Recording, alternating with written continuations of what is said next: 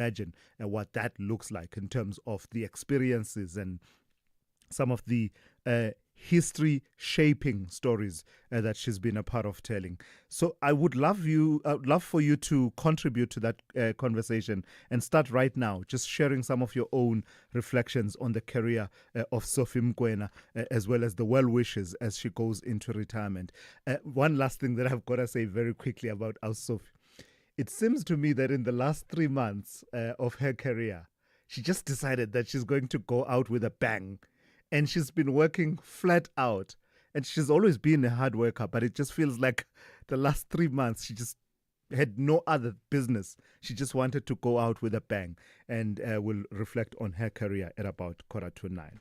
We have all of your essential and regular updates locked and loaded once again this morning, and Musa has your hourly and half-hourly news updates. Rob Byrne with your traffic updates every 15 minutes or so, Zaikan with your sports update, Melissa Puta with the morning brief in brief, and we also have, as always, Ndauleng Lechela with your business, economics, and market updates throughout the show, and Raz Sipomandula with your Africa update. So do weigh in on these and other conversations. The number to dial 086 000 2032. Please send me WhatsApp voice notes to the number 061 410 4107. On social media, we are at SAFM Radio on X, we are SAFM Radio on Facebook and Instagram, and we are live on our YouTube channel, that is SAFM Radio, live as well on our Facebook page as well as on X. So we've started the engines, they are idling, we've revved them a few times. Come on, people, let's put pedal to the metal and get going. James, congrats on the babies. Yeah, thanks. It's a wild ride. You're a new dad, 2 babies, 0 sleep, and 1 car that apparently couldn't cope. Yeah, the hatchback was my baby, but it just didn't have enough space for my 2 new babies. And are you happy with the price when you sold to We Buy Cars? Very. We've even got some extra cash to splurge on one of those fancy brands that you basically need a license for. Good luck, James. We Buy Cars. Geared for family, geared for you. Banyana Banyana want to remind the continent that they are the African reigning champions for a good reason. They believe they will navigate an ideal path to the last 4. Yet the Tiranga Lionesses want to roar with a top-class game plan. This is the quarter-final clash of the Total Energies Women's Africa Cup of Nations Morocco 2024. South Africa versus Senegal, the Saturday 19 July at 8:30 p.m. Streaming live on SABC Plus, SABC 3 and SABC Sport on DTT Channel 4. Also available on SABC radio stations at 9 p.m. Where Africa competes, South Africa connects. Proudly brought to you by SABC Sport. For the love of the game. Thulasizwe Simelane on the Morning Brief. Weekdays, Monday to Friday, 6 to 9 a.m. Kicking us off with this morning's briefing session, as always, Melissa Puta with the morning brief in brief. Melissa, good morning. I watched the presidency budget vote debate. It was quite an intense debate. Lots of argument between across the aisles between the governing coalition on the one hand and the opposition on the other hand. Tell me what President Ramaphosa has said in defense of his budget vote. Good morning, Thulasizwe. President Cyril Ramaphosa defended the presidency budget vote in Parliament, highlighting its vital role in steering government operations and crisis management. He called for support to strengthen the nerve center of governance. His remarks were a response to the sharp criticism from opposition parties. The MK party's John Sophie called him broken beyond repair. Umkhonto weSizwe Siyabonga Gama labeled the budget as a parallel state, while the EFF dismissed it as corrupt and wasteful. Ramaphosa responded by recognizing the challenges and citing that there has been progress since 1994 and stressing for transparency, collaboration with business, and the value of commissions of inquiry. Yeah, I saw that debate. It was quite interesting, Melissa, and we don't have to get into it, but the points of order that were being raised, I think that's the one troubling feature for me, that criticism of a speaker, as long as it's within the confines of the rules of parliament, is perfectly fine. No need for people to be performing, and in fact it got to a point where the presiding officer at one point said, stop it now. Stop with these frivolous points of order. Let's talk about Operation Dudula and the protest march that they had in Joburg. What was that about?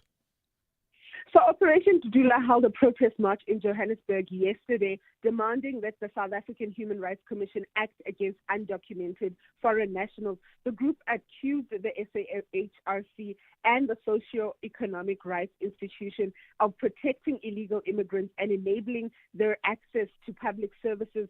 Tensions did escalate in Bram when counter-protesters from Abahlali Basemjondolo blocked Operation Dudula's path, leading police to use tear gas to prevent violence. Despite the disruptions, Operation Dudula did manage to deliver the memorandum to the SAHRC, giving it only 10 days to respond to their grievances. The group also raised housing-related grievances. A similar march also took place in the KZN in Durban.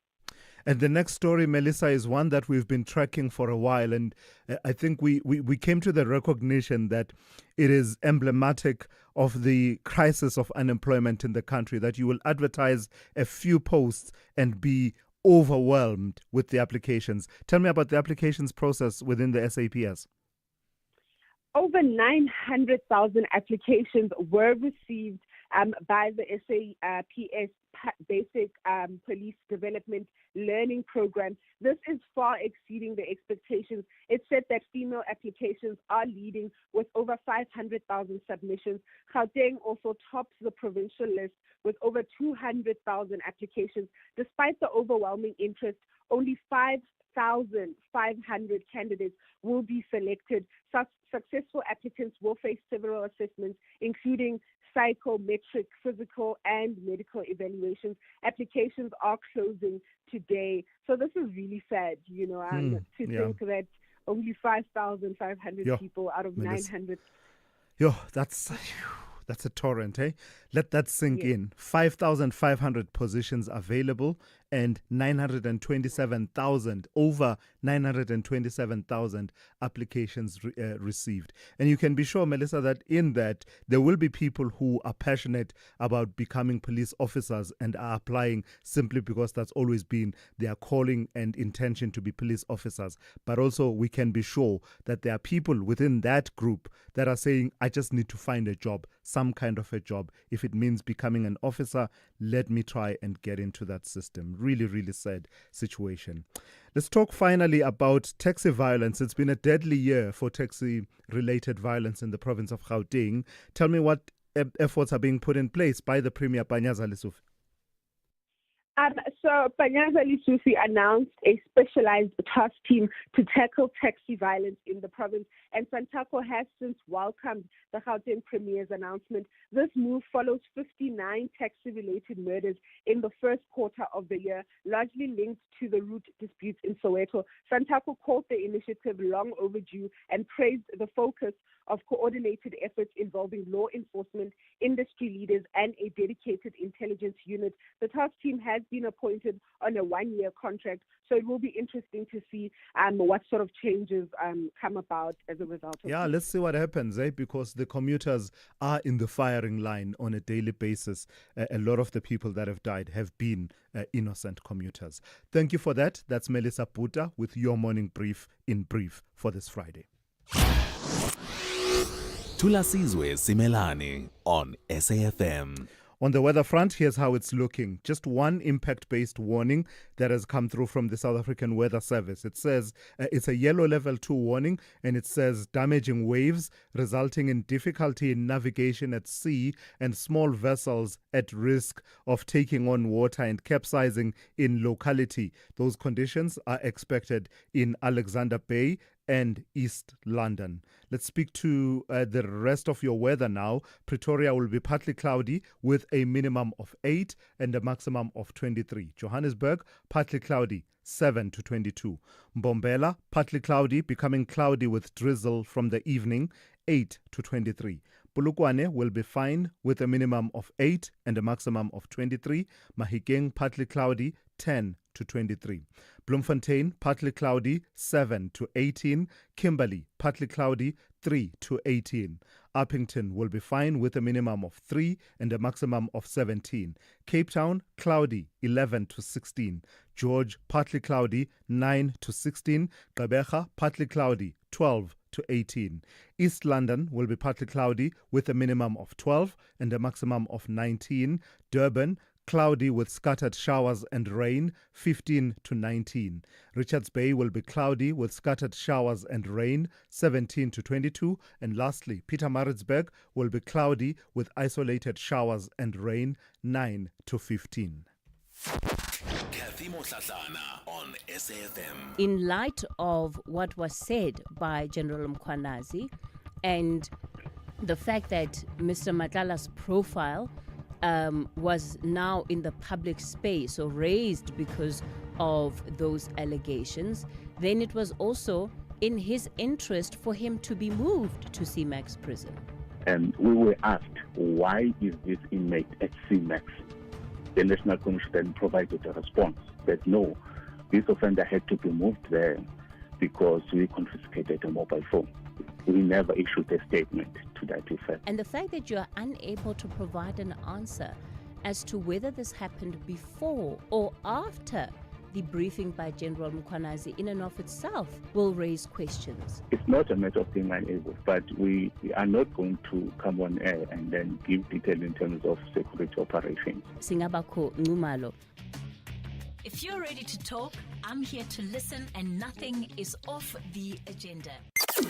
Top Sport with Michael Abramson. Bananas, hopefully successful title defense of their WAFCON title. They're one of 8 teams through to the quarterfinals. They will play Senegal this coming weekend. And to talk to us about that, we're joined by the UJ ladies coach, Coach Dunga and Tabeleng Modiko. Do you anticipate any problems for Banyana in this game, or do you think it'll be a routine sailing? Yeah, I think, you don't undermine the Senegal team. I think, they made a big statement during the opening match, winning against the DRC team. A DRC team that also possesses a number of players that are, CAF women's champions. So you could just see that, the way that they're playing is not a one-dimensional form of play. They've got a variety in terms of how they'll be approaching matches. It's just unfortunate when they played against Zambia. It was one of those tough testing matches, where you saw them being able to come back, from a 2-0 lead to come back into an equalizer 2-2 and now losing at the last moment against Zambia 3-2. Top Sport on SAFM. Worldview Update, bringing you closer to international or global news. So let's do a follow-up on a story that we covered a few days ago. Commercial traffic through the Red Sea has plummeted amid a renewed wave of deadly attacks by Yemen's Houthi forces, highlighting the growing volatility in one of the world's most critical shipping lanes. After months of relative calm, the Houthis sank 2 vessels in recent days, as we reported, doubling down on threats to target any ships linked directly or indirectly to Israel, with shipping firms scrambling to avoid further losses and seafarers broadcasting religious and national identities in desperation. Global maritime security in the region has reached a new crisis point. Let's speak to Timothy Walker, maritime project leader and senior researcher at the Institute for Security Studies. Good morning to you, and thank you for your time once again, Timothy. Just a recap and an update of what has since happened with shipping traffic on the Red Sea following those attacks that we saw recently by the Houthis. Good morning. Thanks for asking me back on the show, and good morning to everybody listening. So one of the things just to highlight, I think immediately, is that the search for the missing crew members of the Eternity Sea, the second of the ships attacked last week, has unfortunately been called off, which means the number of victims has risen to 9. 6 people were taken by the Houthi from the water or were taken off the ship before it sank. It's still not entirely clear, and taken back into Yemen. And the other 10 were in the water and rescued by ships who, one way or another, braved the conditions to actually go in there at the risk, obviously, to themselves. But there is a very strong sense among the seafaring and shipping community of saving life at sea if you encounter a vessel in distress. So that's increased the number of victims of the attacks now, which may sound a very small number, up to 12 over the last 2 years, but it's been a massive increase over the last week, and it just goes to show as well that the danger of operating in the area is ever present. And in a way, could it be said, Timothy, that the Houthis are in a way achieving their objective, in the sense that I see the report that talks about Israel's southernmost port of Eilat will cease operations on the 20th of July due to a financial crisis that has been sparked in part by that blockade. This is what they've always wanted, isn't it? To disrupt shipping lanes towards Israel. Yeah, a big part of the rationale for the Houthi undertaking these attacks, which have often hit vessels, actually more frequently hit vessels which have no real genuine connection to Israel, and have targeted nations or seafarers without that kind of connection, is to always say that by doing this we are hindering the Israeli economy, or hindering the Israeli state from being able to function. So in one respect, the port at Eilat, if it does close, and that would be a very symbolic, I think that would be a very symbolic victory, because it would be sort of rendering it completely uneconomically unfeasible would be interesting. But it's always been the case with that particular port. Just to add a little bit of nuance, very few ships have docked there over the last year. I see. I think the nature of the port is very strategic for Israel, to demonstrate it has a presence in the Red Sea, which then connects into the Indian Ocean, is absolutely crucial to project itself as a power. In terms of the kind of cargo which goes in and out of that port, it is very minimal. Most seafarers or shipping over the last 2 years, which does go in and out of Israel, has gone through the Mediterranean, which has two major ports. One, interestingly, operated by Shanghai Ports, the Chinese state-linked port operator, and the other one by an Indian operator. So the reason I mentioned that as well is very interesting to track that the targeting of vessels, or the targeting of in the sense of what the Houthi are calling this maritime blockade, which they would claim as shut down Eilat, is rather inconsistent. It's not always, their criteria is very unclear. So their strategic sort of sense of taking the fight to Israel by targeting maritime shipping is always a little unclear, and that needs to track that going forward as well, because I do think the Israelis won't allow the port of Eilat to be completely shut down. It is much more strategic in that regard. It's that symbolic almost victory is not something they would, I think, like to permit. Yeah. Therefore, I think we'll see maybe some forced movement in and out of there, some kind of requests of ships to dock in there, because you must remember as well, if you look at the map, just across the bay, only like a few kilometers from that port, is the very well-known Jordanian and only Jordanian port of Aqaba, which has actually increased its traffic 24% over the last year. All right. I've got to thank you for your time and your insights, as always. That's Timothy Walker, who is Maritime Project Leader and Senior Researcher at the Institute for Security Studies. Again, Zai, I do apologize. Let's do it slightly differently. Let's go straight to Ann Musa with the latest news headlines. Good morning. Thanks to us. In the headlines, the digital law company has called on social technology company Meta to make the safety of children its priority. It has urged Meta to comply with the order of the High Court in Johannesburg. According to the order, Meta should take down WhatsApp channels and Instagram profiles depicting some school children involved in sexual acts. The Thulasizwe party will march to the Union buildings in Pretoria this morning. The party's Deputy President, John Hlophe, will lead the total shutdown march to demonstrate the party's support for the KwaZulu-Natal Police Commissioner, Nhlanhla Mkhwanazi. And President Cyril Ramaphosa has criticized some members of parliament for the way they conduct themselves during sessions in the House. I'll have details on these and other stories at 7. This is SAFM Sport with Zai Khan. So I can't sing to save my life when I say, but I woke up with the "Here come the bog." Here come the bog in my head. And for some reason, I was going, "See you later." Injuries. Oh, I see what you you later. did there. Yeah. Well, anyway, he's Here back. come the bog. And it's Siya Kolisi. That's Vicom. And we are looking forward to it. Returning from injury, our captain against Georgia in Mbombela. Now, that's a ground where the Boks are unbeaten. And after a taste of the Barbarians and back-to-back Italy bouts, it's time that they get up against the bruising Georgians, as they're known. Also, Ibn Etzebeth will be there, and fullback Apelele Fasi. He's lit up with excitement to run out in front of the special Mbombela crowd and knows what to expect from the Georgians. Their back line is more direct and more physical in the wider channel of the breakdown and the tackle, and every aspect of the game they'll try to be physical. But I also feel like they're a team that likes to play around with the ball, and a team that is expensive. Obviously, with the type of players that they have, that they play in the top 14, I think they'll definitely have a mix in both games. Now, the junior Springboks, they've named an unchanged match 23 for tomorrow's World Rugby Under-20 Championship final against New Zealand, happening in Italy. Lock Riley Norton will again captain a side that featured throughout the pool stages and the semi-final win over Argentina. Soccer, Banyana are flying high, unbeaten in the group stage at the Women's Africa Cup of Nations. With 7 points, they have a tricky quarter-final that's tomorrow against Senegal. The West Africans are known to be strong, physical and unpredictable. But Banyana know how to play the long game, with Thembi Kgatlana and team ready to pick holes in Senegal's shaky defence.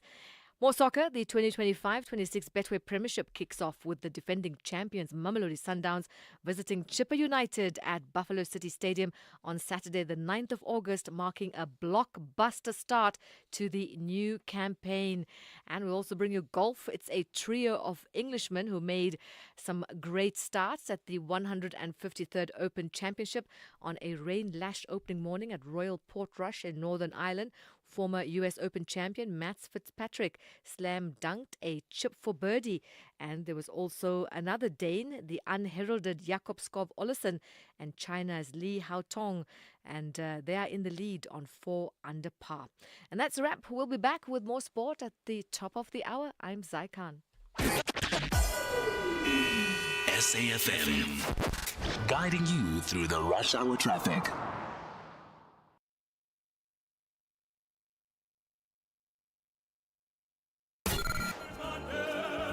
The Morning Brief with Thulasizwe Simelane. This Mandela Month, SAFM celebrates the spirit of Ubuntu, calling on all South Africans to engage, uplift, and do good for one another. Let's share what we have, lend a helping hand, and honor Madiba's legacy through kindness and action. Join SAFM as we bring you powerful conversations, inspiring stories, and voices that drive change all month long. SAFM, leading the conversations that move us.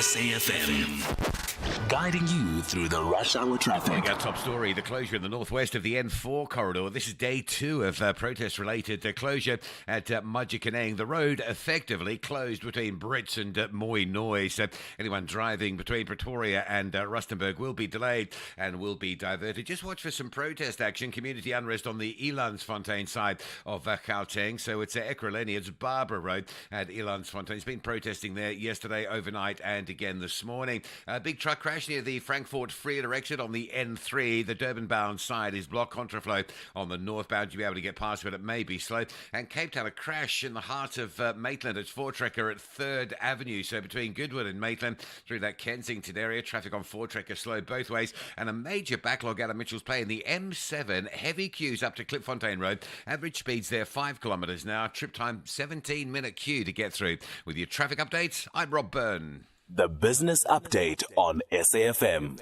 All right, for the first update of the morning, let's turn to Ndawling Lechela. Ndawling, good morning to you. So it seems Netflix and chill is back in vogue. That's right. That's another blockbuster quarter for the group.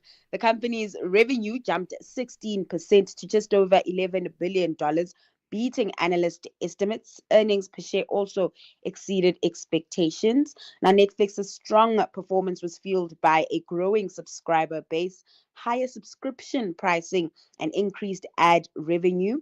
Netflix's net income for the period was $3.1 billion. Now, the company's operating margin improved to 34%, indicating pricing power.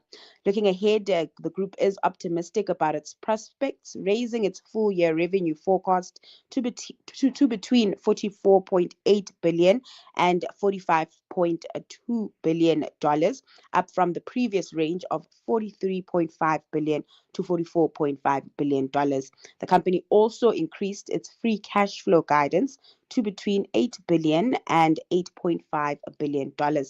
But Netflix has warned that operating margin in the second half of the year will be lower than the first half due to higher content amortization and sales and marketing costs. Yeah, the streaming economy, the content economy, fascinating. Tell me about TSMC. You're saying that they continue to benefit from this AI boom, yeah? Yeah, they've delivered another record-breaking quarterly performance with profits exceeding forecasts. The company's net profit for the period hit a historic high of $13.5 billion, up 60.7%, marking its fifth consecutive quarter of double-digit growth. TSMC's strong performance is attributed to, of course, the increasing demand for AI chips, with key client NVIDIA resuming sales to China of its H20 AI chip. Now, the group CEO, C.C. Wei, noted that this development is positive for both NVIDIA and TSMC, given China's significant market size. As a result, TSMC has raised its revenue outlook for the full year, now expecting a 30% growth in US dollar terms, up from a previous forecast of close to the mid-20s. The group has also raised its top-line outlook for the third quarter, expecting revenue to surge up to 40%, but the company is becoming more cautious about the fourth quarter due to potential impacts from the trade policies. Despite this, TSMC says it has yet to see any changes when it comes to customer behavior. All right, recap for us in Gauteng. How did we close yesterday, as well as tell us how those markets that have opened have set the tone for today?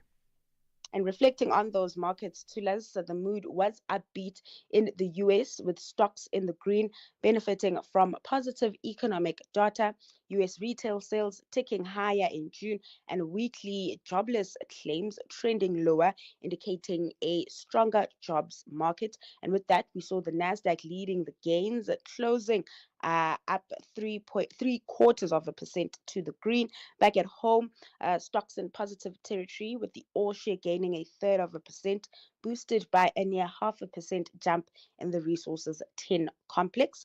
The rand making gains today as the dollar slides. It's sitting at 17.82 against the greenback this hour. Then over in Asia, mixed day of trade, with investors digesting recent economic data out from both the US and Japan. All right, Ndauling, we'll talk in the second hour of the show. That's Ndauling Lechela. Look out for more insights from her just after 7:30. Africa Update on SAFM. Let's say good morning to Advocate Sipho Mantula. Raz, good morning to you. Well, let's start in Togo. After the protests came the vote, but it was nothing to write home about in as far as turnout goes. Refreshing morning, Tulas, and Jumbo Africa to the listeners. Tulas, before I go to Togo, just briefly about Sophie. I think it's very important we also recall the birth and the erasure of SABC Africa, Tulas, in these 75 years. That SABC Africa, people like Abo Hope Zinde, yes, Abo Sophie, Daniel Wahama Kwakera, if you still remember those names, Tulas, that's what make for me that 31 years of covering the SABC news across the African continent.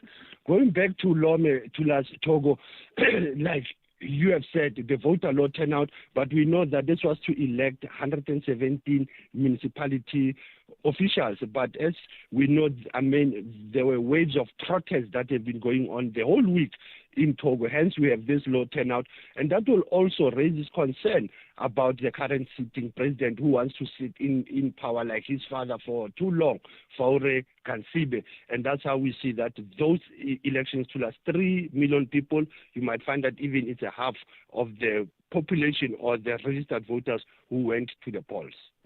And then let's turn to Senegal. Tell me about France. It's the end of an era, isn't it? What they call France Afrique. They are closing their last military base in Senegal. Tulas, you remember the youngest president of Senegal since last year. He spoke about that they are working towards ending foreign military presence in Senegal by 2025. Now, as you have said yesterday, it was the handing over of the military barracks by France, the commander in Africa, Pascal Ina, handing over those military barracks after 65 years of France presence in Senegal to General Mbaye Cisse. This is very important to us because they will still have the military bilaterals. But what is important is those military camps, the Camp Gile, where there were more than 350 French soldiers who were stationed there to us.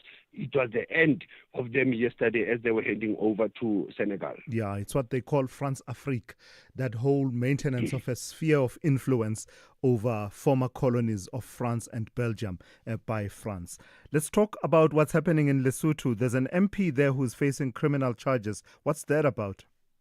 To those criminal charges, it was accusing the monarchy of Lesotho of signing over control of Lesotho to its neighbors. And this is Dr. Tsepo Dipolo, or Lipolo, as you know, to us, saying that he had violated the dignity and the reputation of the royal family. Remember, these are the issues where the MP declared that he laid claims on Northern Cape, Mpumalanga, Eastern Cape, and KwaZulu-Natal, raising the issues of the 19th century to us, of the issues of the what we'll call always the Berlin Conference after effects. But it seems that this MP now is facing charges to us, and his legal team has been given until the 25th of this month to argue for his bail, and the MP remains in police custody. And then the other kingdom in Southern Africa, Eswatini. What a bizarre story that came through in the last few days. That story, I've been following it, and I thought as we are ending this week, let's follow it again. Remember the U.S. deported 5 citizens who are coming from Vietnam, Jamaica, Cuba, Yemen, and Laos. Now, these citizens are seen as hardened criminals. Now, opposition in the kingdom are saying that they cannot allow the hardcore convicts to mix with the young convicts in that country. Hence, they are saying they might even approach the International Court of Justice on these issues to us. And this is how we see the issue of deportation by Trump, as he's also ill-disposed. He's sick now, but he's still deporting people to us to different African countries. And that's how Eswatini say it will repatriate those immigrants that were sent by the U.S. Sure. Yeah, it's such a bizarre story, especially when Eswatini says, no, they're not here permanently. They are in transit. That just doesn't make any sense. Anyway, let's go to your historical archives. 18 July 1998. What happened? Tulas, this is an ambush I am hitting you in this morning. And you'll remember our close friend in the media, Pax Mankahlana. Yes. He kept that secret. But also the former President Thabo Mbeki kept that secret of the wedding that happened 27 years ago of Utato Kholishas and Nelson Mandela and Meg Rasha Machel. If you look at that marriage, Tulas, they say it was interdenominational. It was Reverend Dandala and the late Bishop Tutu who were ordaining that. And it was Thabo Mbeki who had to spill those beans just 25 kilometers away from that ceremony to say that Nelson Mandela has tied that knot. And you know the media will always ask, did they kiss? You say, yes, it was the first kiss of that to Gracia Machel. But also on this day, Tulas, as we are winding, I will never forget, I was there, Tulas. I went to the send-off of the towering Azanian poet, activist, humanitarian, Munapula Donato Francisco Matera, who passed away on this day, Tulas, at the age of 86 in Soweto. I still recall, Tulas, when I went to that burial, it was the same day, on the 18th, Mezanele Mbeki was there to us. There was no power in Soweto. It was a load shedding. I still remember vividly. But to our listeners to remember, Bradon, they must check the book. Memory is the weapon, Thulas. I don't know from your side, Thulas, is there anything you can share about the Don, our main Bradon? Sure. You know, there is, Wenasipo, and I mean, it's one of those special moments. One of the biggest privileges of my life was spending an evening with him at Pitikantuli's house. Wow. And it was just a beautiful, you know, for me, having grown up, this was almost a mythical figure. And here I was sitting with this man, and he was so gracious and just full of life, man. He was an amazing man. For me, Thulas, finally, I'll say I shared the moments with him, and you will find these three characters, and they are both late. I was with Don Matera and the late Justice Yvonne Mokgoro. So imagine a Rastaman, a former gangster, and a judge and a writer on a car driving from Vereeniging to Roodepoort. So I won't tell you what we were talking about in that car. Stunning. But those are the moments I will remember Uncle Don Matera on this day. Asante sana Thulas, as we are still leading the conversation, SFM observing the International Mandela Day and the day of Uncle Don Matera Brazinga. Sipho, thank you for that. That's Sipho Mandula with your Africa update.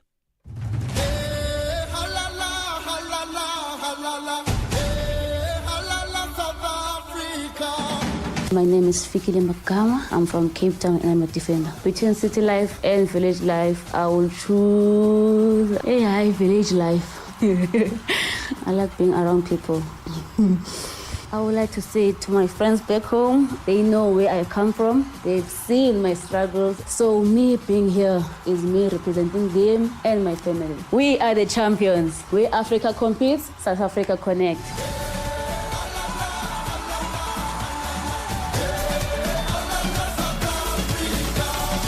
Proudly brought to you by SABC Sport. Temba, how do I check if I've been auto-assessed by SARS? No need to stress at all. Go to the SARS online query system dashboard, SOX. It only takes a few minutes. Really? Where do I find it? Go to the SARS website and then look for the SOX dashboard icon. Make tax matters your priority number one. Go to sars.gov.za and say goodbye to queues. SARS, at your service. Chasing the Sun is a 5-part South African sport documentary series. An inspiring story of the 4-time World Rugby champions, the Springboks. The journey of winning the Rugby World Cup, a behind-the-scenes look of how the green and gold team overcame adversity, divisions, and doubt to become world champs. Be there when history shines. Tune into SABC2 on Sundays at 7:30 p.m. from 13 July to 10 August. Also available anytime, anywhere on SABC Plus. Proudly brought to you by SABC Sport. For the love of the game. These are the weekend shows on SAFM. Music of Africa with Shayla Ndikumana. The Weekend View with Bongiwe Zwane. The Jet Set Breakfast with Michelle Constant. Seasons with Khomotso KG Mwekezi. The Soundtrack of Your Life with Ernest Pillay. Weekend Sundowner Classics with Kutlwano Masote. Spotlight with Zai Khan. The Weekend with John Kherika. Shifting Your Lens with Bertha Charuma. This is SAFM. SAFM. Guiding you through the rush hour traffic. Good morning. Just an update on Majikaneng. The road has just been open in the last few minutes. That's between Mokoena and Brits. Majikaneng been closed overnight, closed early this morning, but I'd say just reopened. There is a bit of a bottleneck, particularly towards Rustenburg, to clear through the area, but you can move there. But just be vigilant. It's been on-off protesting, and it normally starts with throwing of stones into the passing traffic. Some delays coming out of the airport this morning between Barber Road and Edenvale on your way along the R24. A crash on the N12 coming up from Alberton into Germiston by Elands Interchange. So quite a big backlog from 4 Trekker Road at this stage. You're protesting on Barber Road at Elands Fontaine. Probably a good one to avoid there. And some queuing pressure. The N12, it's a broken down vehicle at Tom Jones Street coming through from Pitfontein into Benoni is quite slow. Durban, Mosabalala Yangwa near the cricket stadium. If you're on your way into the city centre, that's likely to be slow. Some roadworks there. 3 lanes into just 1 this morning. M7 out towards the N3 on your way towards Pinetown. That looks all backed up from Hunstedman. And Cape Town, 2 major crashes this morning. One on the N7 North at Klipfontein Road. That's a really big delay. If you're leaving Mitchell's Plain, you might want to just divert off at Danafontaine Road or Govan and Becky and just hit some alternative routes. That N7 going up, passing the Coke factory up through Athlone into Philippi, really big backlogs. And 4 Trekker Road between Maitland and Kensington. A crash there causing some heavy backlogs as well. Rob Byrne, SAFM Traffic. Thulasizwe Simelane is streaming live now on Facebook, YouTube, and X at SAFM Radio. Indeed, we are. I was getting ahead of myself. Indeed, we are streaming live on Facebook, on X, as well as on our YouTube channel, that is SAFM Radio. The Gauteng Department of Health has been allocated a 67 billion rand budget for the 2025-2026 financial year, which is aimed at boosting healthcare service delivery, expanding infrastructure, and expanding infrastructure and addressing critical health needs across the province. The Health MEC in Gauteng, Nomantunko Moralihuko, outlining the department's strategic priorities during a post-budget media briefing at the provincial legislature, emphasizing infrastructure upgrades, digital transformation, and strengthened community care systems. So let's pick up the conversation with the acting Chief Operations Officer in the Department of Health in Gauteng, Dr. Mkhulu Silepe. Good morning to you, and thank you for your time. This is one of those healthcare systems in provinces that is severely under pressure because of the population patterns and migration patterns are in and around Gauteng. Tell me how, within 1 or 2 or a few priorities, this budget will seek to address the pressures on the system. Yeah, good morning to the Caesar and your listeners. Yeah, the budget that has been allocated for us, as you've mentioned, the 67 billion. We can't say it's really enough to address all the pressures. But as a department, we look at focusing at certain areas that really we thought that then they would assist us in dealing with the overload that we see on a daily basis. And one of those issues were the issues of infrastructure that we then felt we need to deal with those issues. Mental health care in terms of, as we know that we have now pressures on that area. And we also currently looking at the issues of surgical waiting list. Yeah. So that comes with the renovation of theatres so that then we have all the theatres available so that we are able to render that particular service. And we've also focused on ensuring that we provide oncology services, especially we are really focused on radiation oncology, which has had some problems before. So pick up on that then. Say a bit more about addressing the oncology issue, because it's been, as you say, an issue of much controversy, but an issue whose failures have had dire consequences for patients. Where do we stand? What will you do with this budget in by way of addressing that oncology crisis? Yeah, what we've already started to Thulasizwe, which only also it's not. It's a continuation of what we started towards the end of the last financial year. We have managed also to, especially radiation oncology, as I've said, we allocated a fund, therefore that we also contracted private service providers. Currently, we've got 5 private service providers that we work on with. And that also assisted us in especially the planning phase, which takes time. And also then once we had also outsourced that or worked at private partners, that assists us. So we also looking futuristically in terms of also building 2 bunkers, one at Dr. George Mukari Academic Hospital and one at Chris Hani Baragwanath. But also what we've done is also to upgrade some of the machines that we had at Charlotte Maxeke Academic Hospital, so that then as we stand off now, we are really moving fast in that space of radiation oncology. I want to ask you about the contemporary issues playing themselves out around access, particularly by foreign nationals. But before I do that, I'd like you to just tease out 2 other programs that I picked up from your budget. Talk to me about the expansion of the mental health capacity at Sterkfontein, as well as what you're doing with Johan Haynes, which is going to change from an ordinary clinic to a district hospital. Yeah, so if you remember, some times back, Thulasizwe, at Sterkfontein, we had a roof that collapsed, and that then really reduced the number of beds that became available. So what we are doing currently at Sterkfontein, we are renovating those wards at Sterkfontein.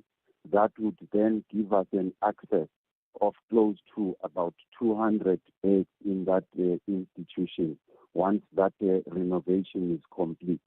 And as you talk of Johan Haynes, if you remember, probably I think it was around 1998, 1999, where Johan Haynes was then made a community healthcare center. Now what we have decided as a province is, due to the pressures that we see around the Sebokeng area, Val area, where we only have 2 hospitals currently, which is Kopanong Hospital and Sebokeng Hospital. So we are now going to increase capacity of district hospitals there. So that project is started, it's ongoing, and we anticipate that then Johan Haynes would then no longer become a community health care center, but a district hospital. All right. Lastly, what's the conversation being had within the department and within the broader Gauteng provincial government around the agitation we've been seeing around issues of pressure brought onto the healthcare system by uncontrolled migration? You've seen people being turned away by these groups that are marching on this issue. What's the conversation being had within the department about how to handle that? Yeah, we have those incidences, Thulasizwe, that really are happening in our institution. But as a department, our stance is that as they happen, we then report these to law enforcement agencies such as police, who then have to respond or come and assist us in dealing with that. But the department really, we always speak out against such, where for us as the healthcare professionals, really we have to provide healthcare, not just only for those people, but to also protect the community. Because where we come from, for instance, if currently you have issues like monkeypox and measles, if we do not treat people to then prevent them going to spread such diseases within our community, then we would be really neglecting our duty. Right. But we always refer these issues to the law enforcement. All right. And also we are discussing with our principal in order how do we then deal with this. But for us as a department, we look at it broader, and also in terms of how we can prevent outbreaks, in terms of how then also we are bound by the Constitution. All right, let's leave it there for this morning. Thank you for your time. That's Dr. Mkhulu Silepe, who is Gauteng Department of Health Acting COO. Let's go straight to N. Musa with the latest news. Outsurance will go out of their way to try and save you money on your car insurance. If they can't, ask for 500 Rand. Time to switch and save. Call 08600 60,000 today.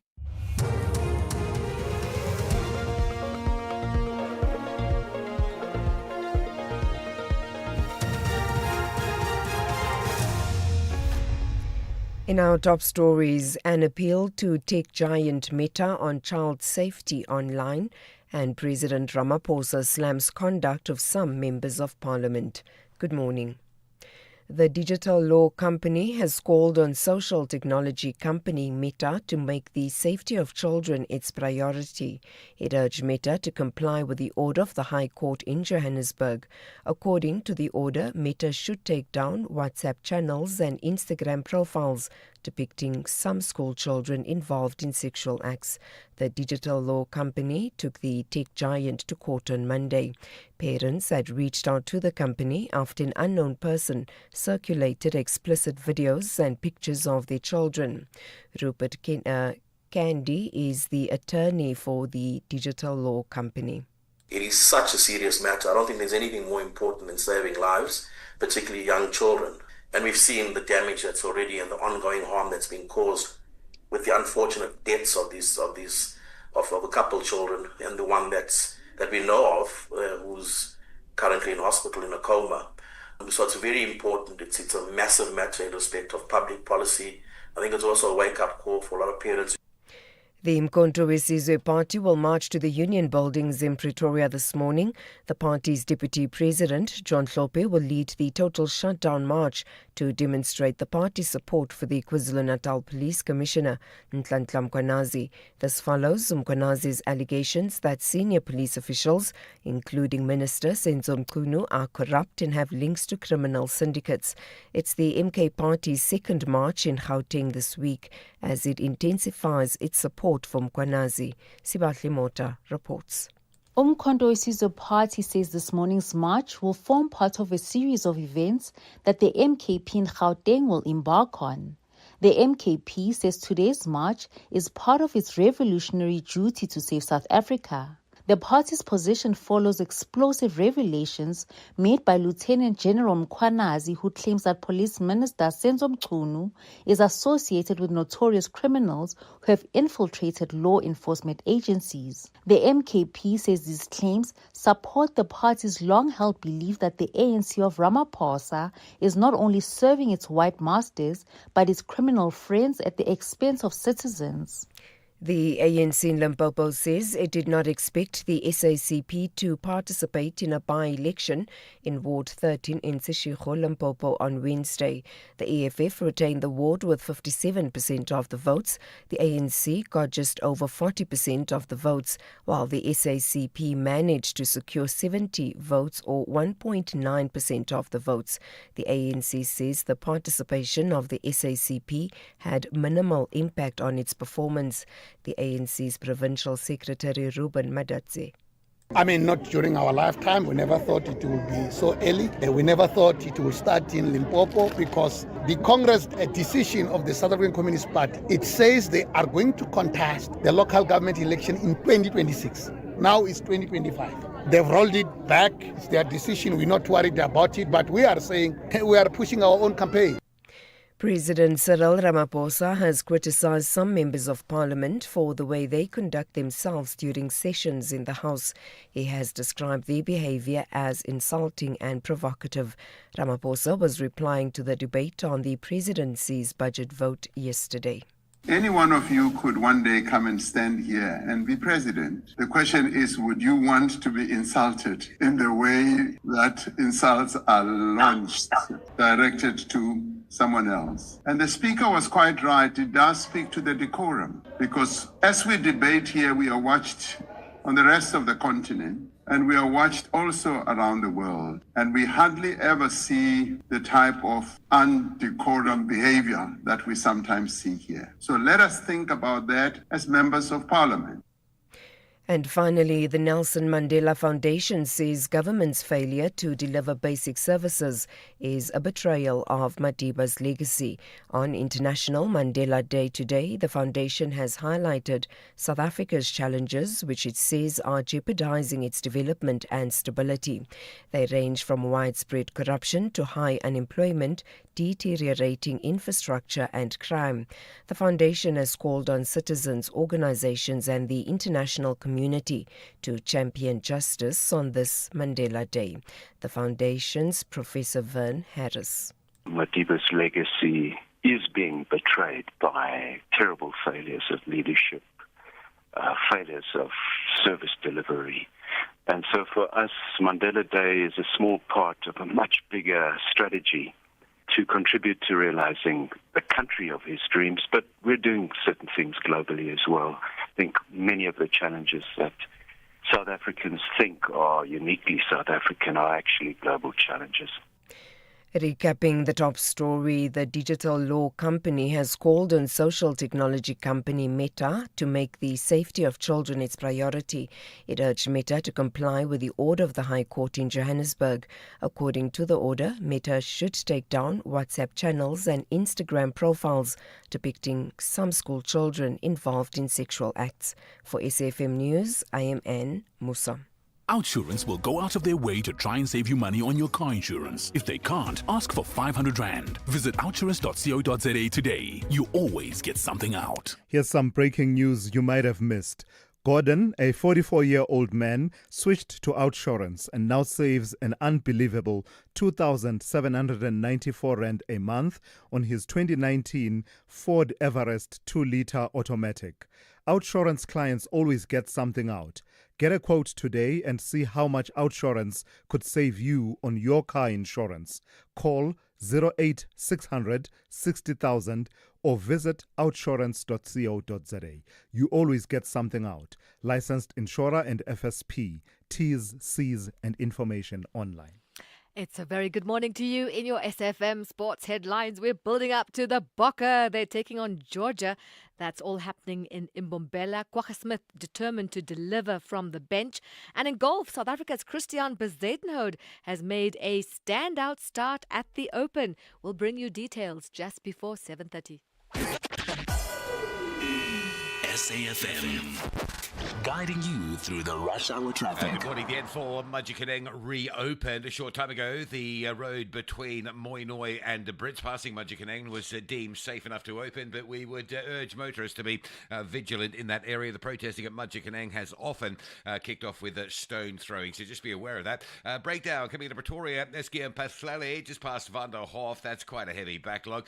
Protesting at Elandsfontein on the Ekurhuleni side, holding up traffic on Barbara Road. That'd be one to avoid. And if you're leaving Alberton, the N12 up to the N3, a crash at Elands interchange causing some delays. Got reports, fresh reports just coming in of protesting Dumasani Mkhaya drive between Claremont and Kwamashu. So you may well find yourself being diverted around that part of Durban. The N2 north from the M7 up through Spaghetti Junction looking pretty heavy. And Cape Town, well, it's Crash Friday. Collision on Voortrekker Road at Maitland. M7 at Klipfontein Road. That's heavy out of Mitchell's Plain. Valhalla Drive at Valhalla, a crash there going north up to Jakkalsvlei, a collision on Stellenbosch Arterial at Robert Sobukwe, and Spine Road out of Mfuleni down towards the N2, a collision scene there as well. With your traffic update, I'm Rob Byrne.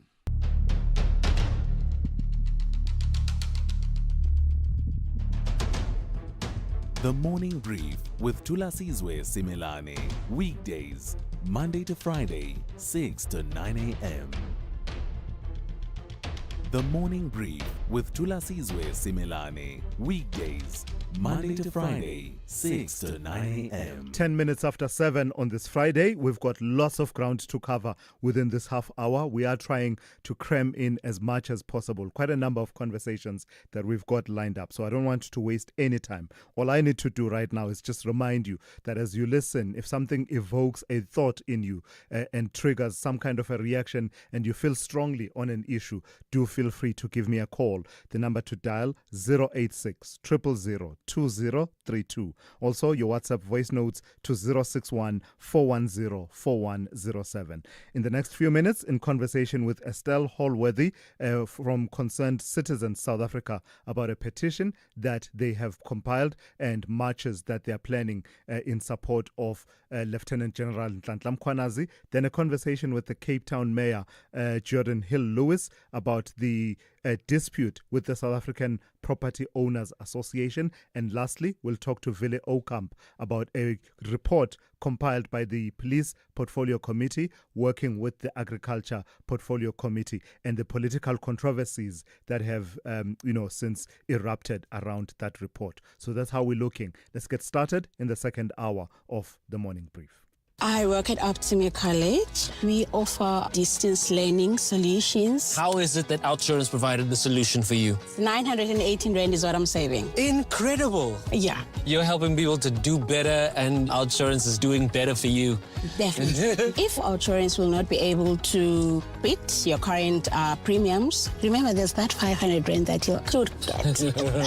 Go to outsurance.co.za now for a 10-minute quote that could save you thousands. Tell me, what brings you and OUTsurance together? You know, Jacques, I've been battling to get a nice car insurance, man. Someone that can give you nice service. Whenever you call them, they're there for you. You know, OUTsurance, I found them. I'm saving a cool $360. Why put yourself through the pain? Be like Jermaine. Yes, be like Jermaine and sign up with OUTsurance. Get the real deal with the real savings. Yes, there we go. I made the right move. Go to outsurance.co.za now for a 10-minute quote that could save you thousands. Licensed insurer and FSP. T's, C's and information online.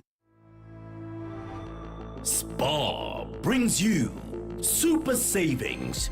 Get 200-gram Baker's Red Label cream biscuits. Buy any two for 38 Rand. Plus 100 megs free data on Spar Mobile. Or 400-gram Black Cat peanut butter, excluding no sugar, for 34.99 and save 15 Rand. Plus, you could win your share of 6 million Rand in instant cash. Price is valid until 21 July 2025. While stocks last, T's and C's apply. Thulasizwe Simelane on the Morning Brief. Weekdays, Monday to Friday, 6 to 9 a.m. Let's start the hour by telling you that a series of marches are planned in some of the country's major urban centers, calling for immediate investigation by the police and prosecution of those implicated in the allegations leveled by the KwaZulu-Natal Police Commissioner Nhlanhla Mkhwanazi. Organized under the banner of Concerned Citizens of South Africa, the march is to demand that the SAPS and the National Prosecuting Authority, the NPA, take the lead in investigating Mkhwanazi's claims, starting with the agencies securing arrest warrants for those implicated, including the on-leave Police Minister Senzo Mchunu and Deputy National Commissioner Shadrack Sibiya. Let's speak to Estelle Holworthy from Concerned South African Citizens. Good morning to you and thank you for your time. What exactly are you, demanding in this picket and these marches that you are organizing around the country in relation to what's already in play, the Commission of Inquiry that the President has announced? Good morning, Thulasizwe, and good morning to your listeners. So there's a number of things that we are demanding. And of course, you've already mentioned that we are demanding that action be taken on the investigation that has already been done by the task teams that General Mkhwanazi has mentioned. There is evidence that's already available. And what we are saying is, why do we need a commission to investigate an investigation that's already been done? So we are asking that there be action taken on the investigation that has already been done. We reject the formation of a new commission because, quite frankly, we know that commissions in this country has a very, very bad track record. We know that the president is very optimistic that we can achieve this in 3 to 6 months, but it's giving the feel of, when we started with the COVID pandemic and we were told it's going to be 21 days, and almost a year later we were still in that situation. And we're saying, no, we don't have money to waste anymore. The work has already been done. Let the people who started the work finish the work. We have structures in place like the National prosecuting authority. We have an anti-corruption task force that was created by this very government. Why are we not using the existing structures to look into these cases? A commission is, in our opinion, a waste of time. So that's one of, or at least... What do you two say of to the the argument that there are systemic issues? So, as you mentioned, these agencies that you're saying should take the lead, the SAPS, the NPA, the allegations you'll know include allegations that there are some prosecutors that are part of these schemes that Lieutenant General Mokoena was talking about. Certainly, we are aware of that. But at the same time, as I've mentioned to Thulasizwe, the investigations have already been done. We are saying, let those who have started the investigations, let them complete it. And this is what we wanted from the president. And I suppose this is part of where the frustration comes from. We wanted the president to recognize that there is systemic issues, as you've mentioned. And he has the right to empower those agencies like the NPA and the places where these investigations that have gotten stuck. He has the ability to say, listen, let's get the parts moving in these spaces, right? He has the ability to empower those task forces to move forward. But he didn't do that. Instead, he said, listen, let's create a new commission. The commission is not going to take away the problems. It's going to investigate the investigation. So we're saying if there should be a commission, let the commission then run if it's really absolutely necessary, which we don't believe it is. But let it run, but let the investigations run concurrently, because we need arrest. We need action on the work that's already been done. All right, let's leave it there for this morning. That's Estelle Holworthy, concerned citizen of South Africa, who's been mobilizing for marches in the major centers around the country on this issue. Temba, how do I check if I've been auto-assessed by SARS? No need to stress at all. Go to the SARS online query system dashboard, SOX. It only takes a few minutes. Really? Where do I find it? Go to the SARS website and then look for the SOX dashboard icon. Make tax matters your priority number one. Go to sars.gov.za and say goodbye to queues. SARS, at your service. We've upgraded. Our new GIS-linked national address database lets us connect with you better than ever before. By visualizing licensed and unlicensed households nationwide, we can ensure timely communication.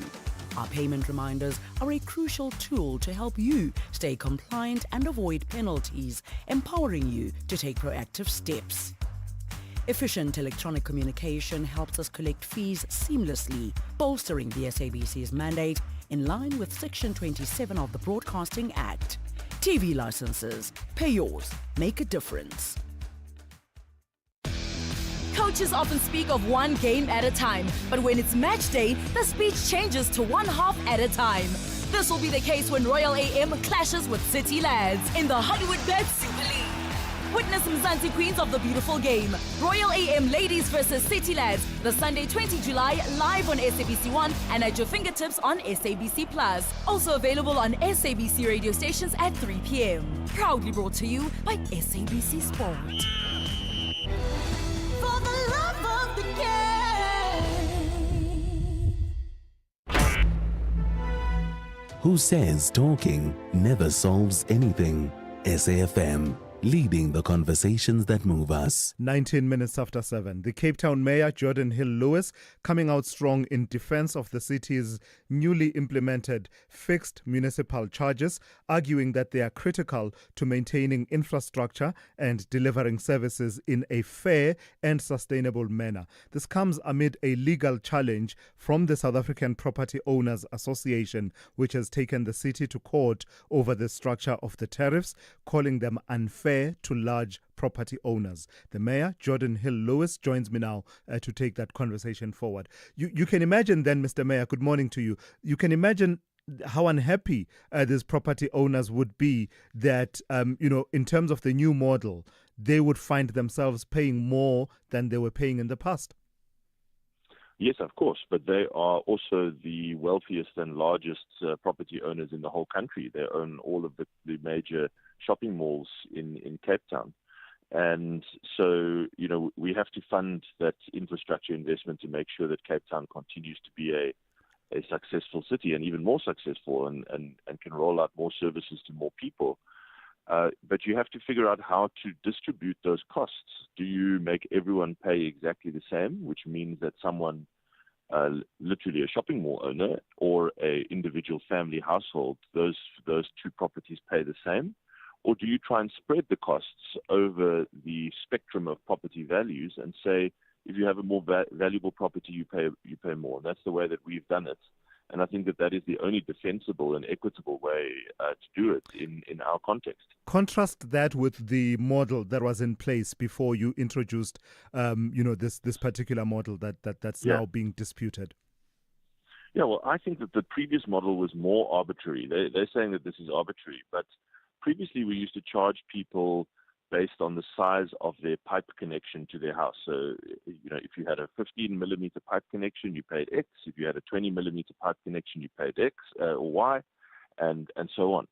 Now, that was totally weird because, for example, if you live in a mansion in Bantry Bay, you might have a 20 millimeter pipe, and if you live in a house in Manenberg, you might have a 20 millimeter pipe. So you end up paying exactly the same. No one, when they buy a house, first asks what is the size of the water connection and things like that. It doesn't work like that. So I think that was even more arbitrary.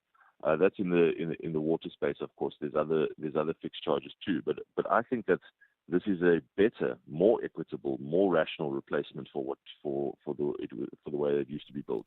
I can imagine an argument from the property owners cluster, let's call them that, saying that you succumbed to the initial pressure that you faced and backlash that you initially faced that said you were increasing rates and tariffs for even the lower income households, and therefore, in a way, this is an appeasement approach on your part that's putting the burden more on them than spreading it evenly.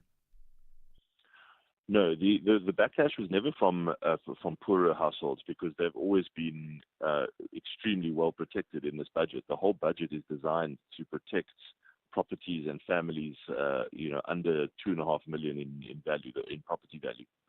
The backlash was from properties above that, and particularly we saw from properties above 3.5 all the way up to around 7 million, where which kind of the upper middle class, where the increases were a bit steep on them, and we took that criticism and introduced a whole lot of measures to lower the tariffs for that kind of middle band. But it has never been about the lower income properties, because those have always been well protected. The proposal for the very high income properties has actually remained the same. We've not introduced any softenings. And we also haven't made it any worse. So it has been exactly the same since we tabled the budget. And SAPOA did, to their credit, I must be clear about this. They did write to us right up front and said they don't like these tariffs. And we met with them several times and tried to find solutions. But as I said, the question is how you distribute these costs fairly across society. And it cannot be right. I believe this is the argument we're making. It cannot be right to say that everyone must pay an equal contribution in the kind of society that we have with the huge inequities in financial capacity and income. From a procedural perspective, are you satisfied that you will, you'll withstand scrutiny as these matters are being brought forward? That the decision making is solid in terms of how you came about with the processes that led to the policy that you've now implemented?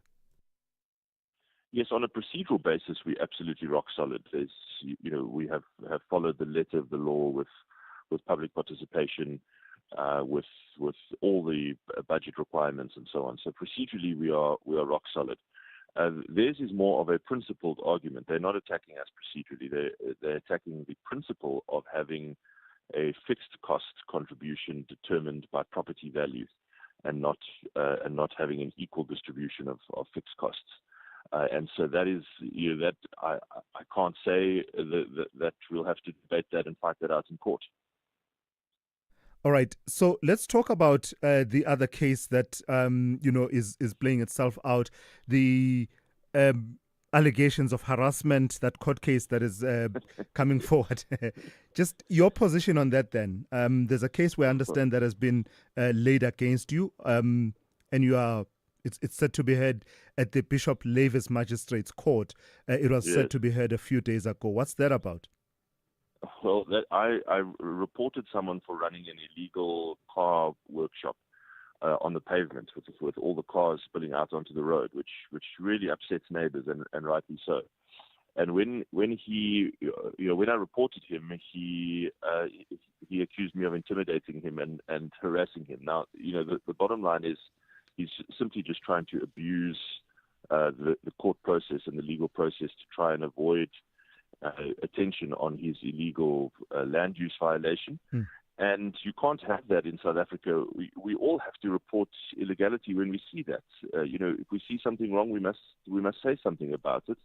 And you can't have a situation where every time a public official reports wrongdoing, they get accused of bullying the person or harassing or intimidating the person. That's just nonsense. So obviously I'm going to fight it and beat it. Because this Bottasach resident even goes as far as to accuse you of having a personal vendetta and basically just deploying the law enforcement officers without any evidence of wrongdoing.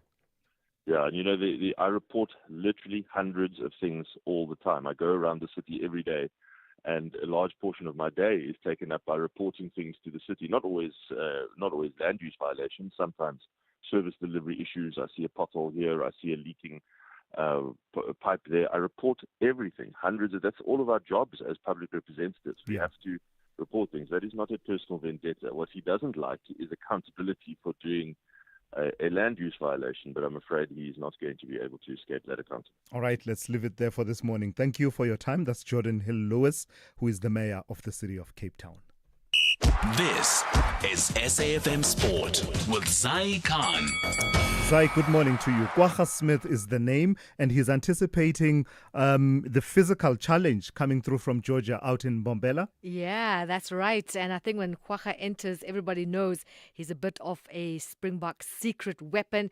But he has warned that Georgia, like you said, will pose a real physical challenge when they meet South Africa, and that's the Springboks at Mbombela Stadium tomorrow. This marks the final test of the Boks incoming series before the Rugby Championship. Now, he does say that hybrid players get specialized training during the Springbok camps to fine-tune their ability to switch roles, while Test Week is all about focusing on the specific position they're selected for. It's just preparation. I think if you've done it in training, that's the thing. We have so much competition in our team. If you train against the other team, they're probably just as good to be number one in the world. So the quality of training you get is really good, and we're a bigger squad, and that helps a lot for that because it's two full teams training against each other, and you can slot into those positions and get repetitions. More rugby. The junior Springboks have named an unchanged match 23 for tomorrow's World Rugby Under-20 Championship final against New Zealand, and it'll happen in Italy. It's South Africa's first final appearance since 2014 and a repeat of the 2012 decider where the junior Boks famously beat New Zealand at Newlands. Soccer action. Banyana are flying high, unbeaten in the group stage at the Women's Africa Cup of Nations with 7 points. Next up will be a quarterfinal clash with Senegal, and the Banyana midfielder Gabriela Salgado says they're peaking at the right time. Definitely in our last game we showed that our hard work at training is paying off, and we are looking at something bigger. And I think it came together at the perfect time, going into quarters. We're ready, we know what's expected of us. The team started to gel together a lot more. We understand each other much better as well. So I think going into the next few games, the next game, we are ready mentally and physically. We know what's at stake. So we're just going to give our best and top of that performance that we lifted from the last game. And you can catch the action live on SABC Sport. Now, golf, there's a 5-way tie for the lead at the top of the leaderboard after the opening round of the 153rd Open Championship at Royal Portrush in Northern Ireland. Harris English of the United States, England's Matt Fitzpatrick, Li Haotong of China, Jakob Skov Olsen of Denmark, and South Africa's Christian Bezuidenhout all shot 4 under par rounds of 67 and hold a one-shot advantage over a 4-strong group that includes the world number 1, Scotty Scheffler. Here's Bezuidenhout. Leading into this week, I had a decent finish last week at Scottish Open, where I played well. I actually played a lot better, I thought. It's just hard to make putts on that golf course. But yeah, my game was a good spot. I've been putting in a lot of work on my swing. I'm going through some swing changes and stuff. So yeah, it's nice to see that paying off. We'll swing back at the top of the hour with more sport. On the Morning Brief, I'm Zai Khan. Good morning, I'm Anne Musa. In the headlines, the digital law company has called on social technology company Meta to make the safety of children its priority. It urged Meta to comply with the order of the High Court in Johannesburg. According to the order, Meta should take down WhatsApp channels and Instagram profiles depicting some school children involved in sexual acts. The Nelson Mandela Foundation says government's failure to deliver basic services is a betrayal of Madiba's legacy. On International Mandela Day today, the foundation has highlighted South Africa's challenges, which it says are jeopardizing its development and stability. And the US says it did not support Israeli strikes on Syria this week. It says President Donald Trump views the attack with displeasure. I'll have details on these and other stories at 8. SAFM, guiding you through the rush hour traffic. Very good morning. Mokoena out in the northwest, open at this stage, but it is subject to change. It's quite a sort of on-off situation there. It's a protest over electricity supply. We saw it closed yesterday, then reopened, then closed overnight last night, and then reopened this morning. It often starts with stone throwing. Innocent passing motorists are pelted with stones, and then that results in a larger protest and the closure of the road. But at this stage, it's open, but with urged vigilance. Just staying in the northwest, there's some roadworks going on at 511 at the N4 highway. So quite a heavy backlog if you need to go in and out of Brits using that route. Coming to Pretoria, breakdown on Eskia and Pafleli after Thunderhof. That's a heavy queue in for the Mopani Highway. The rest of Gauteng highways look generally okay this morning. Durban, Dumasani and Kaya linking KwaMashu down to Pinetown is closed. That is also protest related, so you'll be diverted around some local routes there. Durban's N2 is heavy for this Friday between the M7 and Westwood Mall into the roadworks. No let up on a Friday for that traffic. And Cape Town, 2 big queues going north, one on the M7, a crash at Klipfontein Road. Very big backlogs coming out of Mitchell's Plain this morning. And if you're on your way up from Athlone in towards Epping and Pinelands for it, there's a really heavy queue on Jan Smuts Drive between the N2 Highway and Viking Way. Rob Byrne, SAFM Traffic. The business update on SAFM. Here with the second update of the morning is Ntauleng Lechela. Ntauleng, let's talk deal making, particularly in the gold mining sector. Tell me about Anglo Gold acquiring Augusta Gold. So the group has acquired a Canadian company, Augusta Gold. That company has projects in the US, and the deal is valued at about $111 million. The acquisition will expand Anglo Gold's presence in southern Nevada, a significant gold producing region, and support its production plans. According to the company's CEO, Alberto Calderon, the deal reinforces the value of one of North America's most prolific gold districts and will allow Anglo Gold to develop the region under an integrated plan with benefits including greater flexibility, access, and infrastructure sharing. Now, the deal is expected to close in the fourth quarter of the year. The acquisition is part of Anglo Gold's broader strategy to grow in key mining regions and support its mineral resources. We also recently saw Anglo Gold acquire Egypt's largest gold mine, Sukari, and the industry, we've seen a surge in deal making in the gold industry in particular. And analysts say this has been driven by higher cash flows and higher cash on hand from those miners as the gold price has hit record after record this year. And then tell me about AECI. Why are they ditching 3 of their assets? So they're basically in a process where they are streamlining their operations and keeping what they need and disposing of operations considered non-core. And this time around, they've disposed of Shrimp USA to Liberation Chem Toll for $1.1 billion.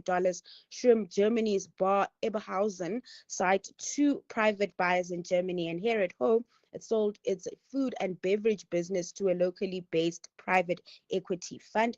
The local deal, pending regulatory approvals, is expected to be finalized before the year ends and will generate proceeds to improve AECI's financial performance.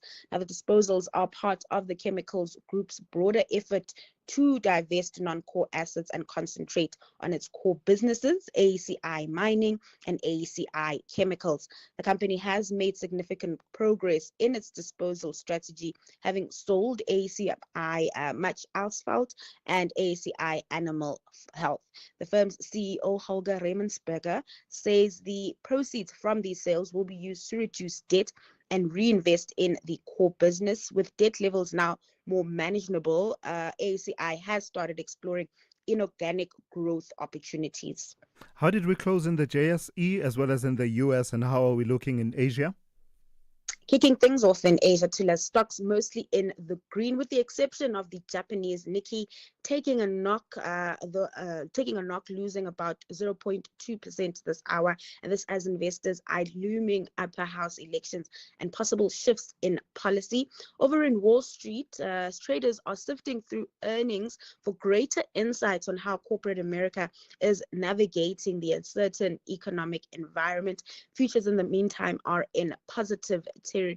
And then coming back home, markets managed to close higher as sentiment seems to somewhat have improved. The all share closing 0.3% higher in yesterday's session. That optimism, that positivity filtering through to the rand this morning. It's at 17.82 to the greenback. All right, thank you for that. That's Ntauling Lichela. She'll be back with one more update for you just after 8:30 here on the Morning Brief. 9-time African champions, the Super Falcons are chasing victory to graduate to the semi-finals. But the Copper Queens want to maintain their unbeaten rhythm. This is the Total Energies Women's Africa Cup of Nations Morocco 2024. Catch Nigeria versus Zambia this Friday, 18 July at 5:30 p.m. Streaming live on SABC Plus, S3 and SABC Sport on DTT Channel 4. Where Africa competes, South Africa connects. Proudly brought to you by SABC Sport. For the love of the game. Keeping your family healthy this winter can feel like a daunting task. Try the Lung Shield range. It includes capsules to support healthy lungs and immunity, a syrup for kids that supports the immune system and promotes lung health, and an effervescent with 13 essential ingredients to optimize immune function. Put your family's health first this winter with the Lung Shield range. Available without a prescription at leading pharmacies. Lung Shield, prescribed by doctors, recommended by pharmacists. We've upgraded. Our new GIS-linked national address database lets us connect with you better than ever before. By visualizing licensed and unlicensed households nationwide, we can ensure timely communication. Our payment reminders are a crucial tool to help you stay compliant and avoid penalties, empowering you to take proactive steps. Efficient electronic communication helps us collect fees seamlessly, bolstering the SABC's mandate in line with Section 27 of the Broadcasting Act. TV licenses, pay yours, make a difference. SABC Sport brings you Chasing the Sun, a powerful 5-part documentary series about the Springboks, telling the rousing tale of their path to redemption and ultimate World Cup glory in 2019. Starting the 13th of July at 7:30 p.m. on SABC2, tune in every Sunday for the highs, the heartache, and the heroics that made rugby history. Stream each chapter on SABC Plus, anytime, anywhere, no subscription needed. Don't miss Chasing the Sun this Sunday at 7:30 p.m. on SABC2. Be there when history shines. Call Thulasizwe now, 086 000 2032. All right, let's go straight to your calls. Let me start with Nhlanhla out in Diepsloot. Good morning to you, Nhlanhla. You want to reflect on the career of Sophie Mokoena? Yes, good morning. Our Sophie, I'm going to miss her. Yeah. The way how she respected her craft. Mm-hmm. Whether she's in America next to Donald Trump, she will say, good afternoon to the listeners. I'd like to call you guys. Can you please respect us or enjoy your craft to us as listeners, knowing that you are not talking to Thulasizwe. If somebody's calling, you have just to say good afternoon to the listeners or good evening to the listeners. Yeah. Especially, I would like to, and then there is that young lady with this Melissa, and in Taule, they will never say to the listeners, they will say good morning to Thulasizwe, good morning to Thulasizwe. No. They will never say good morning to the listeners. I hear Why? you. So can I explain then, Nhlanhla? Can I explain that? It's a format issue. It really is about moving things along. They know, they are aware and conscious that they are talking to you, but in terms of the dictates of how radio works, they are supposed to talk as if they are talking to me. So in a way, me sitting here, I represent you. And I understand why it's a bit unnatural, but this is how the rules of radio work. So when I go to Ndauleng, there's no time for her to say, good morning to Thulasizwe, good morning to the listeners. And in fact, just in fairness, ideally, you and I should not even start with the niceties in terms of the radio format. But we've come to accept that we are Africans. I can't just talk to you without greeting you properly. But in their defense, I have to explain that it really is a matter of how radio works. Okay, I do accept that. Okay. At the same time, for example, especially you, my brother, you hardly talk about time. Yeah. You hardly talk about time. Yeah. Can I just give you a small brief?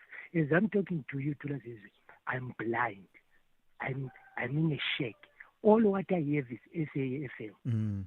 For me to do my day to day, I need to know what time is it. Yeah. Since morning I wake up the time I work. When I wake up, I switch on my radio. Yeah. You are talking about our Sophie. You see, Nhlanhla, they 100%. I plead guilty to that. I don't give the time check as much as I should, and I take that point, and I will definitely improve on that. Can also pass to with this Ashraf Khaida. Okay, gotcha. Nhlanhla, I've got to move on. Yeah, that's Nhlanhla out in Diepsloot. Thank you for that. I acknowledge that point, and it is a point that I've come to realize that I do need to give the time check more frequently. I usually in my mind think about it when people are driving to school and taking kids to school, and you're worried about are we on time, etc. So that's definitely a point of improvement on my part. Kosnati, good morning. You want to talk about the march by the MK party today? Yes, thanks Thulasizwe. Sure. Firstly, I would like to congratulate SAFM for the good work that you guys have been doing all these years. Thank you. Especially you as a presenter. You are my favorite. Thank you. I've learned a lot of English words from your bombastic words that you've been I'm telling you, and I'm also now wishing to be a radio presenter through you, that's man. beautiful. Keep Thank you, Kosnati. Keep it up, my friend. Thank you, bro. I would like to say we are facing a lot of dynamics in our country. I'm failing to understand if the MK party will march and then about General Mkwenazi's issue. I want to find out, maybe you can weigh in, Thulasizwe, how the country going to benefit, or let me say Gauteng citizens will benefit through this march. Taking, for instance, the the problematic that we are facing each and every single day, shortage of water, people are always, marching against this and that. Yeah. Is this march going to help us out? Right. We all need, justice in our country. Gotcha. But really, at this point of time, do we really need that? Yeah. I just want to find out from one of the MK party member or anyone who can explain that to us. Gotcha. As citizens, because we really need, to move on about this. Kosnati, thank you for that. I think the counter argument will be that justice is indivisible. So there's no pockets of justice, that justice represents more water for people who don't have it and only represents that. But there are various aspects to justice. Justice, for example, does include us being entitled to a safe South Africa. And if there's a suggestion that the law enforcement agencies that are meant to keep us safe are being compromised in the manner that is being suggested, that detracts and sort of chips away at our sense of justice. So I think the point about it, when Nkosnati, is that more than one thing can be true at the same time. So it is true that justice has to do with dealing with the issues that you outline, but it also has to do with dealing with the issues that people such as the MK party believe should be a priority at this moment. But thank you for your call this morning. That's, thank you very much. By the way, it's the first time on the radio. You must keep calling. Thank you. Thank you for that. Nkosnati in Joburg. Yanga in Rosebank. Good morning to you. Good morning, Thulasizwe. I'm straight to it because we don't have time. Thulasizwe, what you said is that we as South African, a genuine matter, because I think General Mokoena was genuine on that presser. A genuine cause will be hijacked, by people for their selfish reasons. Because I think these marches now really have been hijacked, by people who are seeking attention and by just people who are politicking now, because they are counterproductive. I don't see how they're going to help us, because you can't say you are marching to force the NPA to charge people. I mean, honestly now. So I think the man himself, General Mokoena, must come out and say, guys, please, not in my name. Because I'm afraid now they are just elevating him to a status of a celebrity cop, of which I think it will come to his head. I mean, the man is doing the great job, but these matches really now they are taking. Can I challenge you a bit there, Yanga, and just and tease out your thinking further on that? Isn't it about keeping the issue alive? The apprehension by citizens that if we don't keep it alive, it can be forgotten. Let me just add a bit of color to that. These allegations that General Mokoena made at the media briefing, the first time I saw them was in a sitting in Parliament on the 5th of March. Of the Portfolio Committee on Police. Yes, granted, he didn't give as much detail as he then would give at the media briefing, but he did allude to the relationship between the minister and Brown Mokhotsi and this Vusmuzi Ket Matlala person, and framed it as being difficult. The minister responded in the way that he responded, but that was that. We didn't hear anything about it. So citizens who are marching will say, if we don't march and keep the issue alive, politicians will conveniently move on. What do you say to that counter argument? No, I hear you, but I don't know if they're going to assist us that much. And, my fear is these marches being hijacked, Gotcha. I get that point. Thank you for that, Yanga. Let's see if Thabo agrees with you, also wanting to talk about these protests. Good morning to you, Thabo, in Kronstadt. Yes, Nkosnati and the previous caller now. We want to be straight as a member of MK party. We want to be straight to help him now to say the statement will be delivered in the Pretoria, where there's a house of the police, house of the army, to say, and the tips, as you can say, on Mbana was reading the news, giving a space that the dollars was stashed in the sofa. To the Matala case, Sendom Kunuri refused to deny that he knows Ket Matala, and then Casey Mosatlan was reading the news as the tape, because statement will be handed in Pretoria to say he lies under the perjury because he took the oath he's going to be faithful for this country. Second moment now, he called a crook his comrade. Doesn't it mean to the bridge of arm of coat? He take an oath to say, I don't know Ket Matala. Secondly, say I know him as a comrade. Yeah. 3, you Chabeni, the speaker of the presidency, he couldn't yesterday.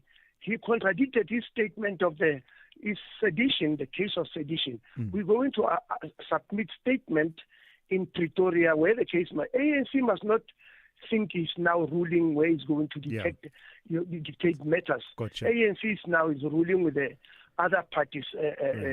Thulas, I wanted to make it clear that we're going to time all the cases as Zondo. One, that it must not go to the extent of second state capture. If they refuse to take action with the first state capture report, now, if they refuse, is a second state capture. Right. We are going to hand over statement there in Pretoria. All right, Thabo, thank you for that. Just explaining what the march is all about. Just a bit of clarity on the statement made by Minister Senzo Mchunu in Parliament on the 5th of March. It is not Ket Matlala that he said is his comrade. At that sitting, I think he was asked specifically about Brown Mokhotsi. And basically at that sitting, and it's an interesting way that he answers the question. He doesn't out and out say, I don't know him. No, he says he's no associate of mine. Something that he has consistently said, even now, he has said he's no associate of mine. But it doesn't reveal this comradely relationship at that sitting. And also what's interesting, if you watch it, you will see, he frames it along the lines of saying, chairperson of the committee, you and I know on a daily basis there are people who claim to know us and claim to be associated with us, and then gives an example and says there's someone who was walking around claiming to be my younger brother. My younger brother passed on. I don't have a younger brother. So is he saying that this Brown Mokhotsi is one of those people walking around claiming to be known and to have a relationship with the minister when they actually don't? It's a bit of a, I don't know. I think if you're splitting hairs, you can have an argument about it. But there's no doubt that later on he would come out clearly and say he's merely a comrade, but not an associate of mine. So I do know who this person is. And I think that needs to be explored a bit further. Did he lie to Parliament on the 5th of March? And that should have consequences, obviously. SAFM, guiding you through the rush hour traffic.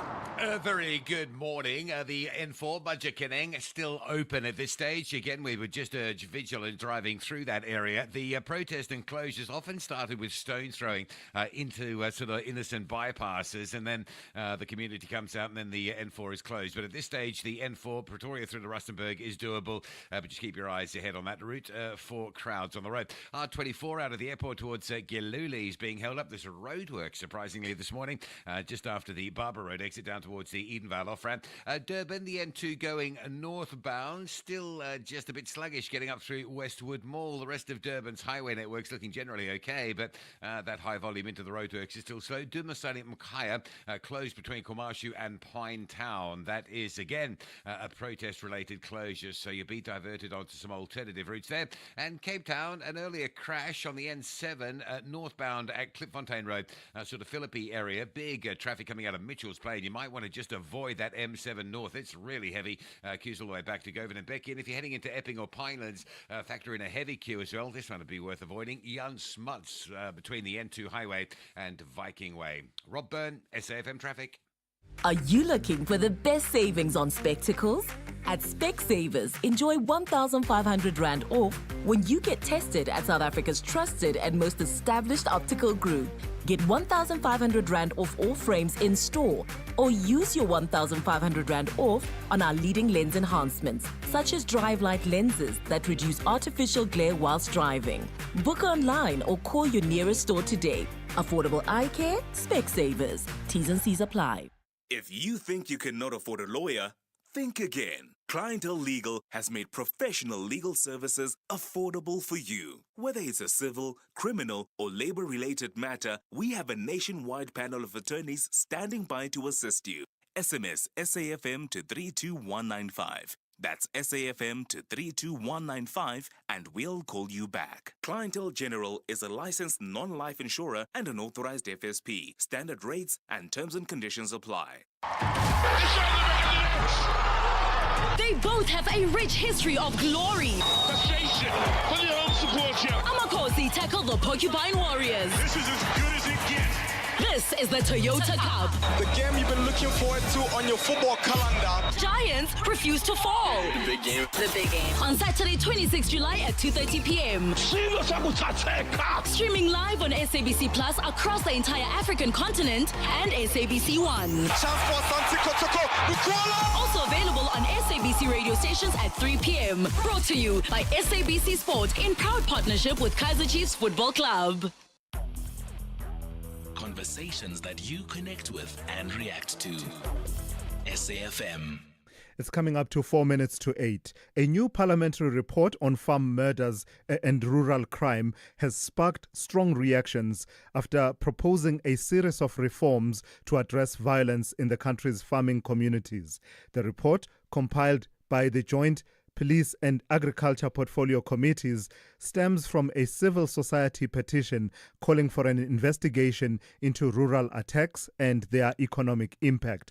While the report outlines 14 key recommendations, it has drawn criticism from some political parties who argue it fails to properly prioritize farmer safety and they say it distorts the root issues. Let's speak to Vili Oukamp from the DA, who is the party's spokesperson on agriculture. Good morning to you and thank you for your time, Vili. So I was saying earlier on that you guys, the two committees, sought to grapple with the complexities of rural crime and farm crime and farm attacks and murders. Just give me the sense of consensus on how you characterize this crime. My understanding is that you agree that it should not be a special category of crime, but you acknowledge the violence and brutality that accompanies it. Good morning, Thulasizwe, and good morning to your listeners. Thulasizwe, no, that's not exactly the situation. I think we must start with the background. In the past, we had our president as well as parliament that did not admit that farm murders and farm attacks is a reality. Now you've got a joint parliamentary committee, police and agriculture, that not only admit that farm murders is a reality, but they also admit the brutality thereof, the unique nature thereof. So if you read the first sentence in the report, it says that there should not be a perception that farm murders constitute a special class of crime. A murder is a murder, whether it's on the Cape Flats or in Pretoria or on a farm. But it goes further and it says, however, it was stated that the unique nature of farm murders must be recognized, as these attacks are frequently characterized by extreme brutality and excessive disproportionate violence. So the uniqueness of farm murders has been addressed. What is important, however, is that, as you said, we've got 14 recommendations in this report. Now, those recommendations include important issues that have never been addressed by Parliament. This report asks for a specialized rural safety unit within the South African Police Services. It calls for an audit of rural police capacity, in other words, vehicle capacity, investigative capacity, etc. It also calls for better cooperation between the police and farm guards and traditional leaders. Now, that is very important. In a lot of areas in our country, it is farm guards that are protecting those rural areas because the police are absent. Now, this report asks for better cooperation. It also asks for crime intelligence sharing. That has never happened before. Yeah. If you look at the Eastern Free State and the Lesotho border, this report asks for stronger cross-border crime prevention. And it also addresses the poor conviction rate in our courts by establishing better liaison between police and state prosecutors. So it's also asking for separate rural safety of crime statistics. So the steps taken in this report is a good start for a lot of things that still need to be done. Is this report perfect? No, it's not.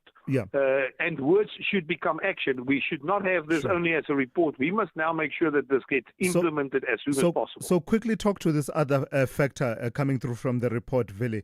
The acknowledgement that farm workers and rural residents are also are often victims, not only the farm owners, and how that links to what you then propose among your recommendations being increased oversight on farm conditions, including the treatment of workers. I ask you to talk to that because if I understand correctly, the debate, particularly with the FF+, I think it's partly where that debate emanates from, where they diverge with the rest of the committee.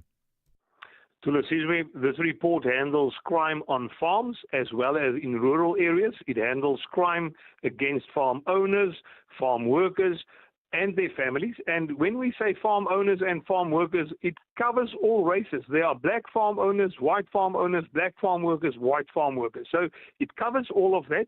The contentious clause came in clause number 12, where the committee said that there must be oversight to farming areas to look at the conditions that farmers work under.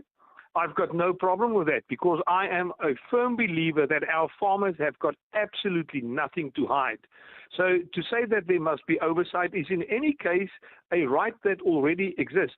The Department of Labor can inspect any farm or any business at any time already for many years. A parliamentary oversight committee can go there and they can do oversight already. So this is not something new. All the other recommendations are new. So we don't have a problem with that because we know that the relationship between farmers and farm workers is good and that our farmers have got absolutely nothing to hide. All right, Vili, let's leave it there for this morning. That's Vili Okamp, the DA's spokesperson on agriculture. Straight to N. Musa with the latest news. Outsurance will go out of their way to try and save you money on your car insurance. If they can't, ask for 500 Rand. Time to switch and save. Call 08600 60,000 today.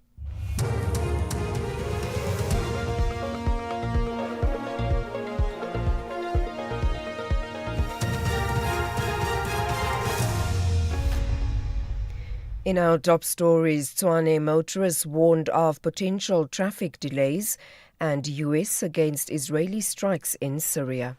Good morning.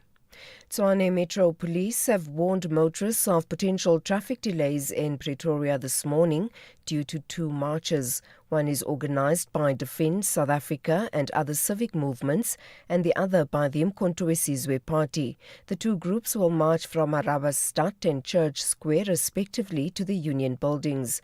The Defence South Africa group is demanding President Cyril Ramaphosa's immediate resignation, while the MK Party's march is in support of the KwaZulu-Natal Police Commissioner, Nhlanhla Mkhwanazi. Police have urged motorists to use alternative routes such as Vesachi, Nanasita, Pretorius and Eskom-Patlele. Nonhlanhla Njingela reports. According to a statement by the TMPD, marchers are expected to disperse from the Union buildings at 14:30. The following streets will be affected: Struben, Sophie de Brain, Madiba, Bosman, Paul Kruger, Thabo Sehume, Lilian Ngoyi, Sisulu, Dudoy, Nelson Mandela Drive, Steve Biko, and Hamilton Street. The Tshwane Metro Police and the South African Police Service officers will be deployed to monitor the march and all the affected streets. The ANC has described Wednesday's by-election in Ward 23 in the Abaqulusi municipality in KwaZulu-Natal as free and fair. The IFP has retained the ward with 1,559 or 51% of the votes. Coordinator of the ANC's provincial task team, Mike Mabuyakulu, says they accept the outcome but wants the Electoral Commission to investigate alleged irregularities. People were not supposed to be registered in Ward 23. Were allowed to register. And the IEC, through its own verification process, went there and could not find these people. Yet these people were still allowed to vote. And this, more than 680 people were allowed to vote. And this is unfortunate on the side of the IEC. The IEC must investigate this. The second is that people were passed from outside of the ward to come and vote where they do not ordinarily live. The digital law company has called on social technology company Meta to make the safety of children its priority. It urged Meta to comply with the order of the High Court in Johannesburg. According to the order, Meta should take down WhatsApp channels and Instagram profiles depicting some school children involved in sexual acts. The digital law company took the tech giant to court on Monday. Parents had reached out to the company after an unknown person circulated explicit videos and pictures of their children. Rupert Candy is the attorney for the digital law company. It is such a serious matter. I don't think there's anything more important than saving lives, particularly young children. And we've seen the damage that's already and the ongoing harm that's been caused with the unfortunate deaths of a couple children, and the one that we know of who's currently in hospital in a coma. So it's very important. It's a massive matter in respect of public policy. I think it's also a wake-up call for a lot of parents.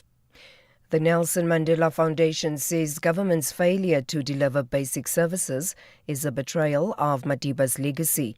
On International Mandela Day today, the foundation has highlighted South Africa's challenges, which it says are jeopardizing its development and stability. They range from widespread corruption to high unemployment, deteriorating infrastructure and crime. The foundation has called on citizens, organizations and the international community to champion justice on this Mandela Day. The foundation's Professor Vern Harris. Madiba's legacy is being betrayed by terrible failures of leadership, failures of service delivery. And so for us, Mandela Day is a small part of a much bigger strategy to contribute to realizing the country of his dreams, but we're doing certain things globally as well. I think many of the challenges that South Africans think are uniquely South African are actually global challenges. And finally, the US says it does not support Israeli strikes on Syria this week. It says President Donald Trump views the attack with displeasure. Israeli forces have bombed both the Syrian capital, Damascus, and the southern province of Suwaida. Nearly 600 people are reported to have been killed in sectarian violence. US State Department spokesperson Tammy Bruce has called for de-escalation. The United States unequivocally condemns the violence. We are engaging diplomatically with Israel and Syria at the highest levels, both to address the present crisis and reach a lasting agreement between the two sovereign states. Recapping the top story, Tshwane Metro Police have warned motorists of potential traffic delays in Pretoria this morning due to two marches. One is organised by Defence South Africa and other civic movements, and the other by the Thulasizwe Party. For SAFM News, I am Anne Musa.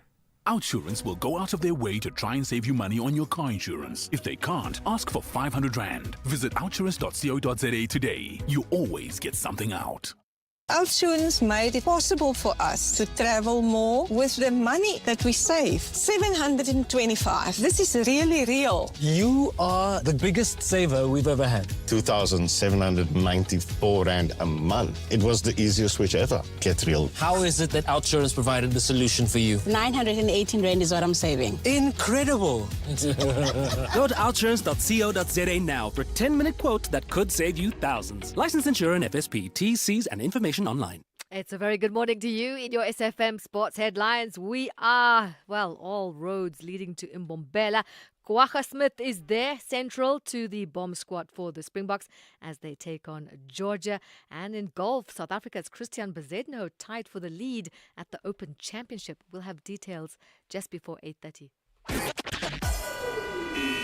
SAFM, guiding you through the rush hour traffic. West between Bapong and Brits Open. The protesting at Mudgekeneng quiet at this hour. You can get through between Pretoria and Rustenburg. Joburg, some roadworks coming out of the airport on the R24 down towards the Edenvale exit. That's slow. Pretoria, Eskia and Pathlani, big queues coming into the city centre. It's a breakdown just past Van der Hof, and that's why it is so slow. Durban's Dumasanium Kaya closed between New Germany, Claremont and Kwamashu. That also a protest-related closure. Cape Town, the N7 going north up out of Mitchell's Plain. Very heavy backlogs up to a crash at Klipfontein Road. Try and avoid that one if you can. And Jan Smuts Drive is heavy this morning from the N2 highway. Very slow up towards Viking Way on your way towards Epping and Pinelands. With your traffic update, I'm Rob Byrne.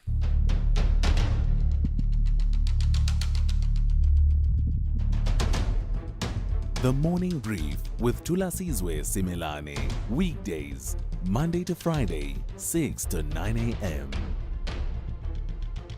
The Morning Brief with Thulasizwe Simelane. Weekdays, Monday to Friday, 6 to 9 a.m. 10 minutes after 8, and with that, we are into the third hour of the Friday edition of the Morning Brief here on SAFM. Happy Friday to you. Let's continue with the conversations that we've started in the last few hours. I see a lot of reflection on the marches and protests, either in support of Lieutenant General Nhlanhla Mkhwanazi or indeed the march that we've been talking about, that the MK Party is going to lead to Pretoria today, that also raises similar issues but also couples with issues of governance, and of course that call that the MK Party has made for President Cyril Ramaphosa to resign by 9 a.m. today. The clock is ticking, I guess, from the side of the MK Party in as far as the president is concerned. So let me read one or two of the messages and reflect on them before we start taking your calls and your WhatsApp voice notes. Joseph in Polokwane says, it is hypocritical that there's a march supporting Lieutenant General Nhlanhla Mkhwanazi for supposedly speaking against crime and corruption, and gets the support from the MK Party that is constituted mainly by corruption-implicated individuals. And then Joseph goes on to say, whom supporters vehemently defend. People are really disingenuous. That's from Joseph in Polokwane.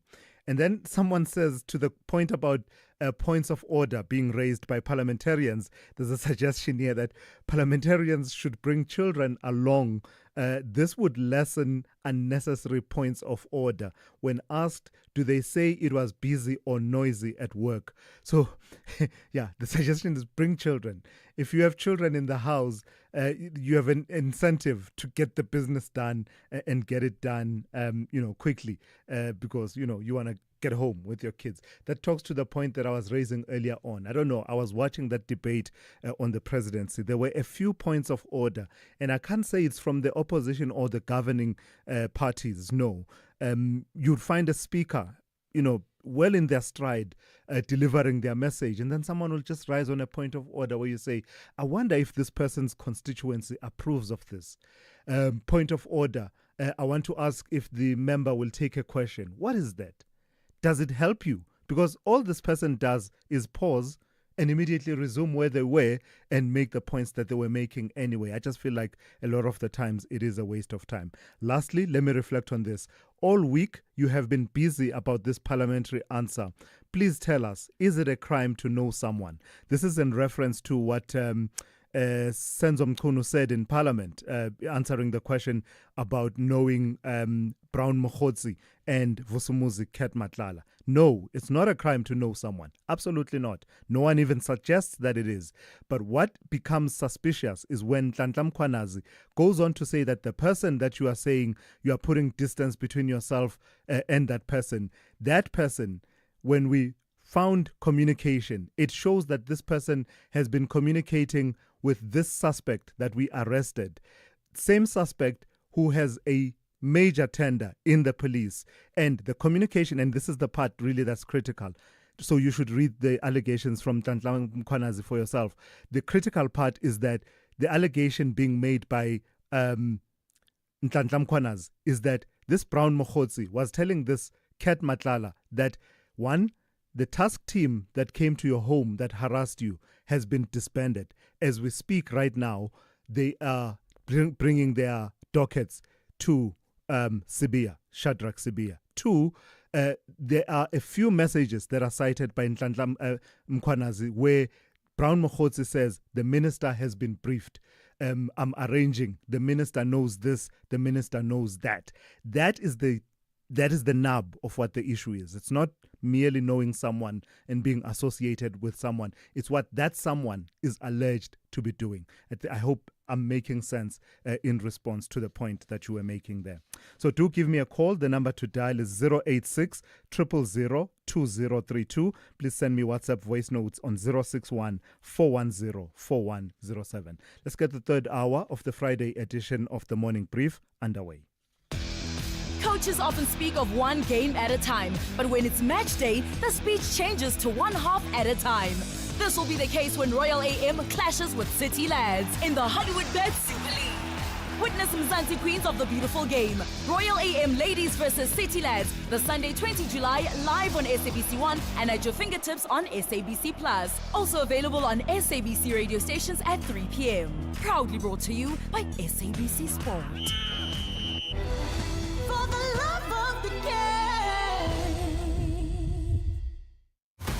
2022 WAFCON finalists, the Atlas Lionesses are breathing with extra confidence to get to this year's semi-final, while the female Eagles want to steal the moment of joy from the Moroccans. This is the quarter-final showdown of the Total Energies Women's Africa Cup of Nations Morocco 2024.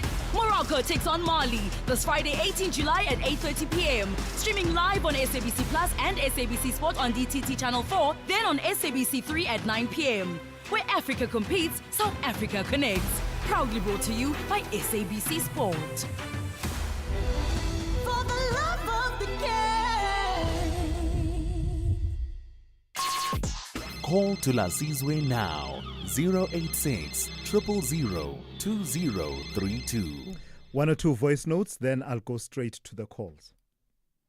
Good morning, Sonia from Achilles Centurion.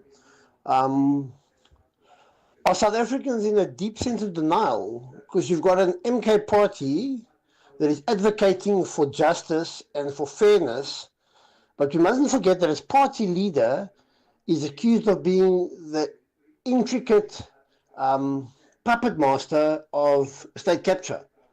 And that's quite hypocritical. Let's not forget that. Anyway, thanks for a great show. Morning, Thulas. I hope you are well. I just want to say to the MKE guys, to the MK party guys who want to do perform a match, totenda taona, to all those things that they are wishing to do, to deliver. Totenda taona. This is Chitima Rustenburg. Oh, Chitima. I see what you did there. A few weeks ago, I made reference to the expression in the Shona language in Zimbabwe, where someone makes an undertaking and you're not really sure, you're not convinced they will deliver on that undertaking, and you say totenda taona. We will thank you when you finally deliver on that undertaking. So you are being skeptical about it. So I see what you did there. You're basically using it, you're bringing it back to me in a way, just basically saying totenda taona in relation to the MK party march. Let me go to General in Ndwedwe. Good morning to you, General. Also on the MK party march. Good morning, Thulasizwe and SFM listeners. Yes, I want to have a bite on MK hypocrisy. Mm-hmm. MK behaves like a child that cries with a spoon in the mouth. You see, MK has been given authority, given mandate to go to legislature, to go to the parliament, and contribute and influence in policy making. But when they are outweighed and defeated by members from other parties, and realizing that they are not fit for purpose, because that is what they are, and that's what they did in case, and when they understood, they realized that they were not fit to govern KwaZulu-Natal, and then outsourced the mandate that was given to them by people of KwaZulu-Natal, for which I believe KwaZulu-Natal people are now regretting that decision to vote for that MK, which eventually outsourced their mandate. that is exactly they are doing. Instead of going to that ad hoc committee, share discussions, influence the direction, they just want to come here and make noise as if these matches have solved anything. But General, let me challenge you on that very quickly before I move on. Isn't it that every political party, each one of them has multiple pressure strategies? They've got a parliamentary strategy, they've got a strategy on the streets, how to increase their visibility for the causes that they care about. They are not mutually exclusive. They can still march and still participate in parliament when these matters come before parliament, surely. And go to court, by the way. You see, it is very opportunistic as a person and as a party to wait for someone to raise an issue and then chase the tail of somebody, as if that person was talking at your behest. Mm-hmm. General Mokoena was not talking on behalf of MK. He was talking about issues that affects all of us. All right. All right, General, thank you for that. Let's leave it there for this morning. That's General in Ndwedwe. Let me go to Thabiso in Polokwane. Good morning to you, Thabiso. You want to talk about our Sophie this morning, yeah? We had a very hard week, I must say. Yes. You know, from Ntlamtlam Corner and my fellow villager advocate yesterday and many other people this week. It has been very hard. I mean, we must emphasize. Yeah. But I think I always ask myself this question, that after retirement on your first Monday, what do you do? Eish. You know, that's one question that I ask myself. You know, not because I always found myself at many times not being able to go to work, but I always ask. After working for those 30 odd or plus years, you would imagine a person who dedicated the whole of her life to the SABC, and in particular giving us quality news all about what is happening about our continent throughout the globe. And I think perhaps it's something that the SABC, the whole shows, need to be able to look at it. You remember some years ago when we were amongst people who were posted in Zim and many other countries, wherein there was an argument that the SABC is well placed in terms of telling the African story, because most of the African stories that we consume, either we get it from your cable news, and we don't get exactly what is it that, and these are the things that probably, and I presume, that can lead to things like. Thank you, Thabiso. Thabiso, thank you for that.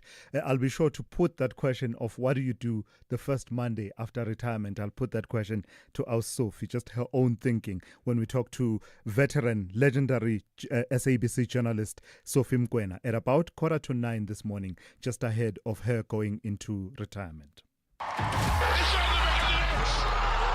They both have a rich history of glory. Amakosi tackle the Porcupine Warriors. This is as good as it gets. This is the Toyota Cup. The game you've been looking forward to on your football calendar. Giants refuse to fall. The big game. The big game. On Saturday, 26 July at 2:30 p.m. Streaming live on SABC Plus across the entire African continent and SABC One. Also available on SABC radio stations at 3 p.m. Brought to you by SABC Sport in proud partnership with Kaizer Chiefs Football Club. Who says talking never solves anything? SAFM, leading the conversations that move us. So as you know, today is the 18th of July, 2025. It is Nelson Mandela International Day, and it's a day on which many people will dedicate some time to causes that advance humanity, social justice, and just the well-being, overall well-being of fellow citizens, and in acts of service. So the National House of Traditional and Khoisan Leaders, as well as the South African Alcohol Policy Alliance, have decided that they're going to host a joint community conversation focusing on the issue of alcohol-related harms in traditional and rural communities. That's how they are spending their Mandela Day and just focusing on those issues. So let's expand on what exactly this conversation will entail. I'm joined by Kgosi Thabo Siatlulo, who is the current chairperson of the National House of Traditional and Khoisan Leaders. Good morning to you, Kgosi, and thank you for your time. Why did you decide that this is the best way to do your acts of service on Mandela Day, focusing on this issue of alcohol-related harms, specifically in traditional and rural communities?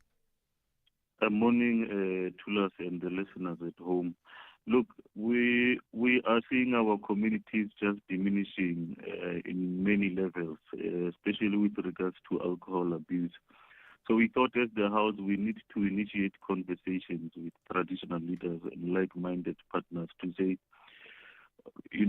what is happening today requires traditional leaders to do more than we have been doing before. There's too much damage in terms of alcohol abuse in our communities, from children underage using alcohol, but also, lots of taverns that are in our communities. A lot of them are not legal, and even those that are legal are not really adhering to the laws. To be specific, when it's time for funerals, you'd find that they're making a lot of noise. When it's exam time for children to study, be it June exams or November exams, they don't really take that into consideration. So we see some of these issues as things that we need to address, because remember, we are the moral authority of our people. So we need to come in and take back our position and make sure that that tranquil that we know that you associate with the rural communities comes back.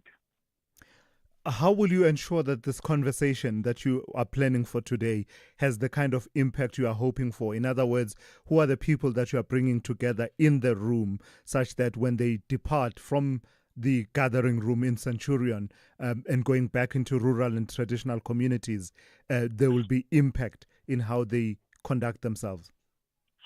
Well, besides supper, we are having traditional leaders from all over the country. We will be having others from Eastern Cape, KZN, Northwest. So it's the people who are leading the communities themselves. They've got the responsibility and the authority to go back to their communities and talk to them about this issue. But over and above that, we need to also engage government, specifically the Department of Education, about what regulations can we make or bylaws to make sure that when it's time for exams, then the noise levels needs to be reduced so that people are able to study. Is it possible to address it in that way, though, Kgosi? I take the point without detracting from it, the point about, the noise levels that are associated with taverns in communities. That's one point.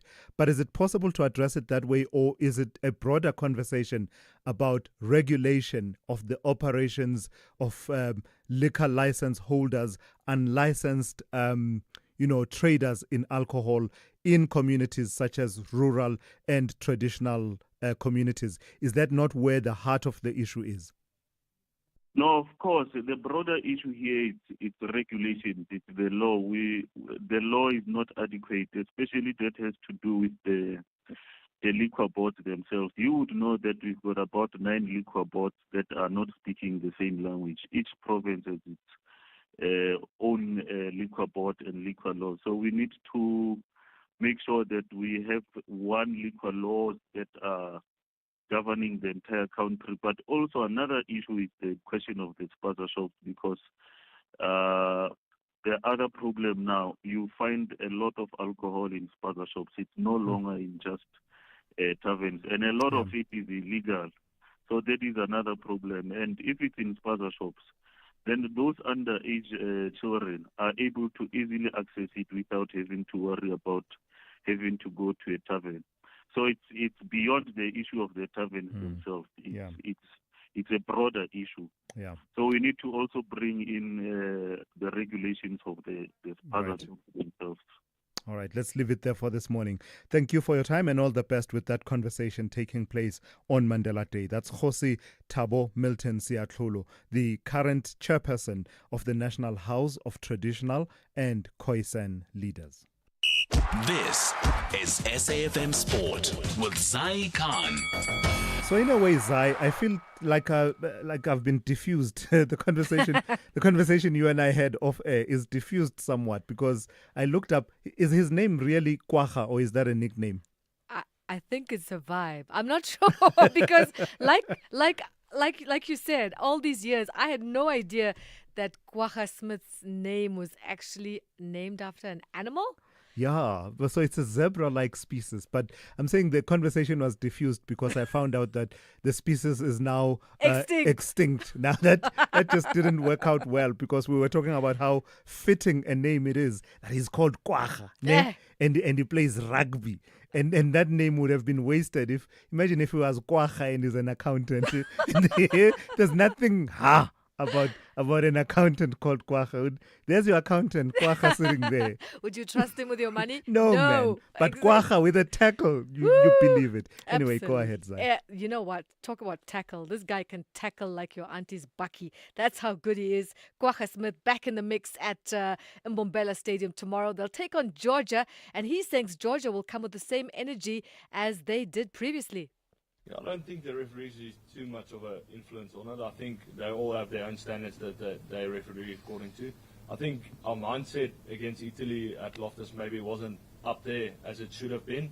And obviously after you get a beating in some department, you go and rectify it. So obviously it was better than the next weekend. So I think it was just a focus that we maybe didn't put enough focus on the breakdown. And obviously after that we rectified it. And there's another Springbok fullback, Apelele Fasi, describing the Mbombela crowd as special. He's preparing to run out against Georgia tomorrow as well. Playing for the Springboks at any field is quite great, but I think a lot of people here in Mbombela hold a special heart to me. I think the crowd here is crazy, and I think just the passion that they have for the rugby, is unbelievable. So I think Mbombela definitely holds a special place in my heart. On to cricket. South Africa's under-19 co-captain Mohamed Bulbuli has 72 of 79 deliveries, all but in vain. He watched his side go down by 130 runs to Bangladesh in their first youth ODI match in Benoni. Yeah, listen, I think it was quite a competitive game of cricket. I think Bangladesh played really well across the game in both innings. I think obviously we got off to a good start with a few early wickets and then a couple of partnerships. I still think our bowlers did an excellent job to bring it back at the back end, the last 14, 15 overs the way we did. And at the break, 280 I think was gettable. On to cycling, and Tadej Pogačar powered to an impressive stage win on the first day in the Pyrenees to take back the Tour de France yellow jersey on a day when many wondered if he could still suffer the ill effects from his crash the day before. Pogačar showed none of that and put himself in prime position for his fourth Tour victory, and he finished with more than 2 minutes ahead of the main rival, Jonas Vingegaard. We did a superb job. The team rode really well. Yeah, chapeau also to Ben Healy and EF. They were trying to defend the jersey. They show a really big spirit, and also X. They fight for their own GC, so it was a hard day for everybody. But in the end we were super strong. We had this stage in mind long time, and we did it. And that's right, we'll be cycling back. That's on Sport Light tomorrow night between 7 and 9 p.m. with me, Zai Khan. I'll catch you then. Bye. Good morning. In the headlines. The bail application of the mother of 11-year-old Jaden Lee Meek is expected to resume in the Roodepoort Magistrates Court in Johannesburg this morning. Tiffany Meek is accused of the murder of her son. Tshwane Metro Police have warned motorists of potential traffic delays in Pretoria this morning due to two marches. One is organised by Defence South Africa and other civic movements, and the other by the Thulasizwe Party. And the Patriarchate of Jerusalem, which oversees the only Roman Catholic church in Gaza, has condemned the Israeli shelling of the church. It has also called for a complete end to the war. I'll have details on these and other stories at 9. SAFM. guiding you through the rush hour traffic.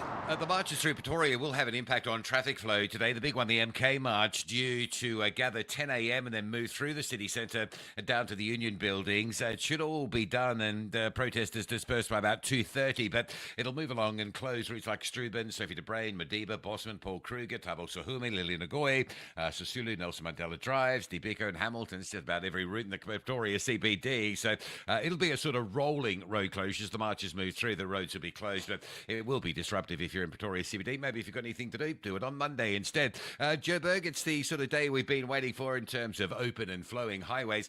With a little exception of the run through Buccleuch, top of the N3, top of the N1, moving through Buccleuch in towards the N1 mid-rand. That stays busy. Durban's N2, which would normally be calming down on the run north into Westwood Mall at this hour, isn't because of a stationary truck just through Spaghetti Junction. So still heavy coming up from the M7. Roadworks at Kloof, top of Field Hill, M13, and Dumasalium Kaya remains closed between KwaMashu and Claremont, New Germany, Pinetown, and that's due to protesting along that section of roadway.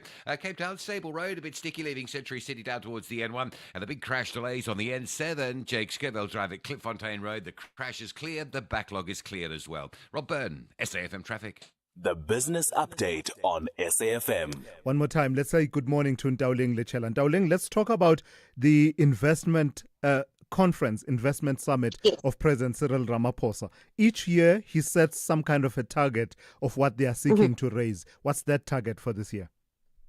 So this year, President Ramaphosa has stepped it up, aiming to attract 2 trillion rands in new investments over the next 5 years.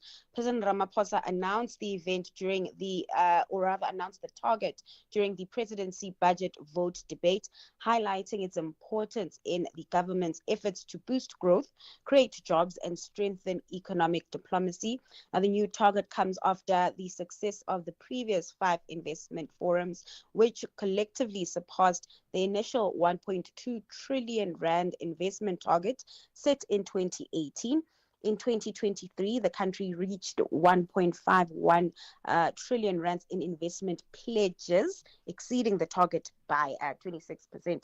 Now, experts welcoming the new target, further saying the conference has been instrumental in building lasting partnerships between the public and private sector, securing capital and demonstrating policy coherence. President Ramaphosa further added that this year's conference will align with broader government priorities, focusing on growth, employment, and the just energy transition.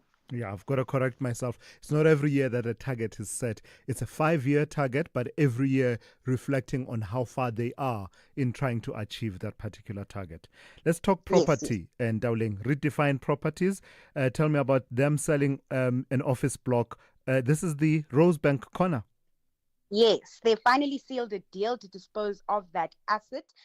It's being sold to Live Rosebank for 80 million rands. And interestingly, the buyer is acquiring the property with plans for residential conversion, which was factored into the final sale price. Although the office block was previously valued at over 91 million rands for office use, the sale price reflects its potential for residential development. Now, this disposal aligns with Redefine's strategy to exit underperforming assets. Just looking at what Rosebank Corner contributed in terms of earnings over the last year, the group reported, or rather the property contributed 3.85 million rands in distributable income and 7.8 million rands in net profit. Now, the sale proceeds will be used to repay debt, supporting efforts to improve portfolio quality and lower the loan to value ratio amid weak office demand. The sale is also part of a larger trend we've seen over the past few years, where a number of property firms have been dumping their office portfolios due to weak market fundamentals. So given everything that has happened this week in Dowling, what are your expectations for the trading day on this Friday? Looking into my crystal ball, as I always do at this time, markets are likely to open in the green, just following global peers. In terms of company news, traders will be waking up to a production update from PGM miner Valterra Platinum. And moving over to the currency scene, the rand slightly stronger this hour, moving from 1782 to 1780 to the dollar this hour. In the US, futures are upbeat, indicating that markets will likely open in positive territory.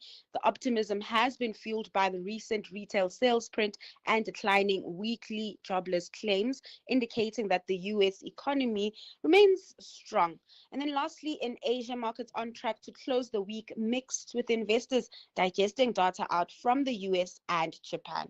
All right, thank you for that, Ntauleng. Have yourself a great weekend. That's Ntauleng Lechela. She's kept you updated on all things to do with business, the economy, and the markets throughout the show this morning. Chasing the Sun is a 5-part South African sport documentary series.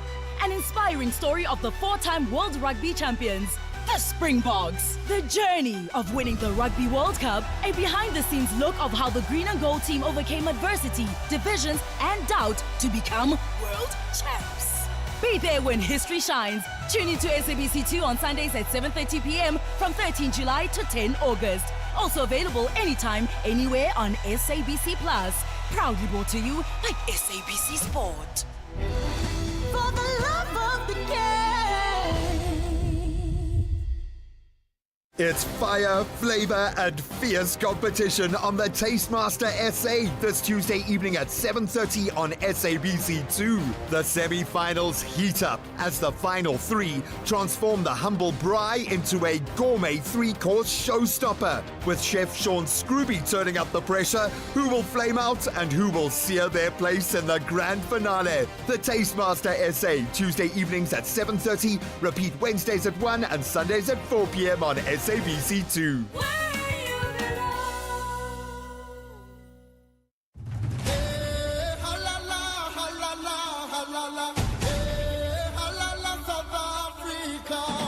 My name is Fikile Makama. I'm from Cape Town and I'm a defender. Between city life and village life, I will choose village life. I like being around people. I would like to say to my friends back home, they know where I come from. They've seen my struggles. So me being here is me representing them and my family. We are the champions. Where Africa competes, South Africa connect.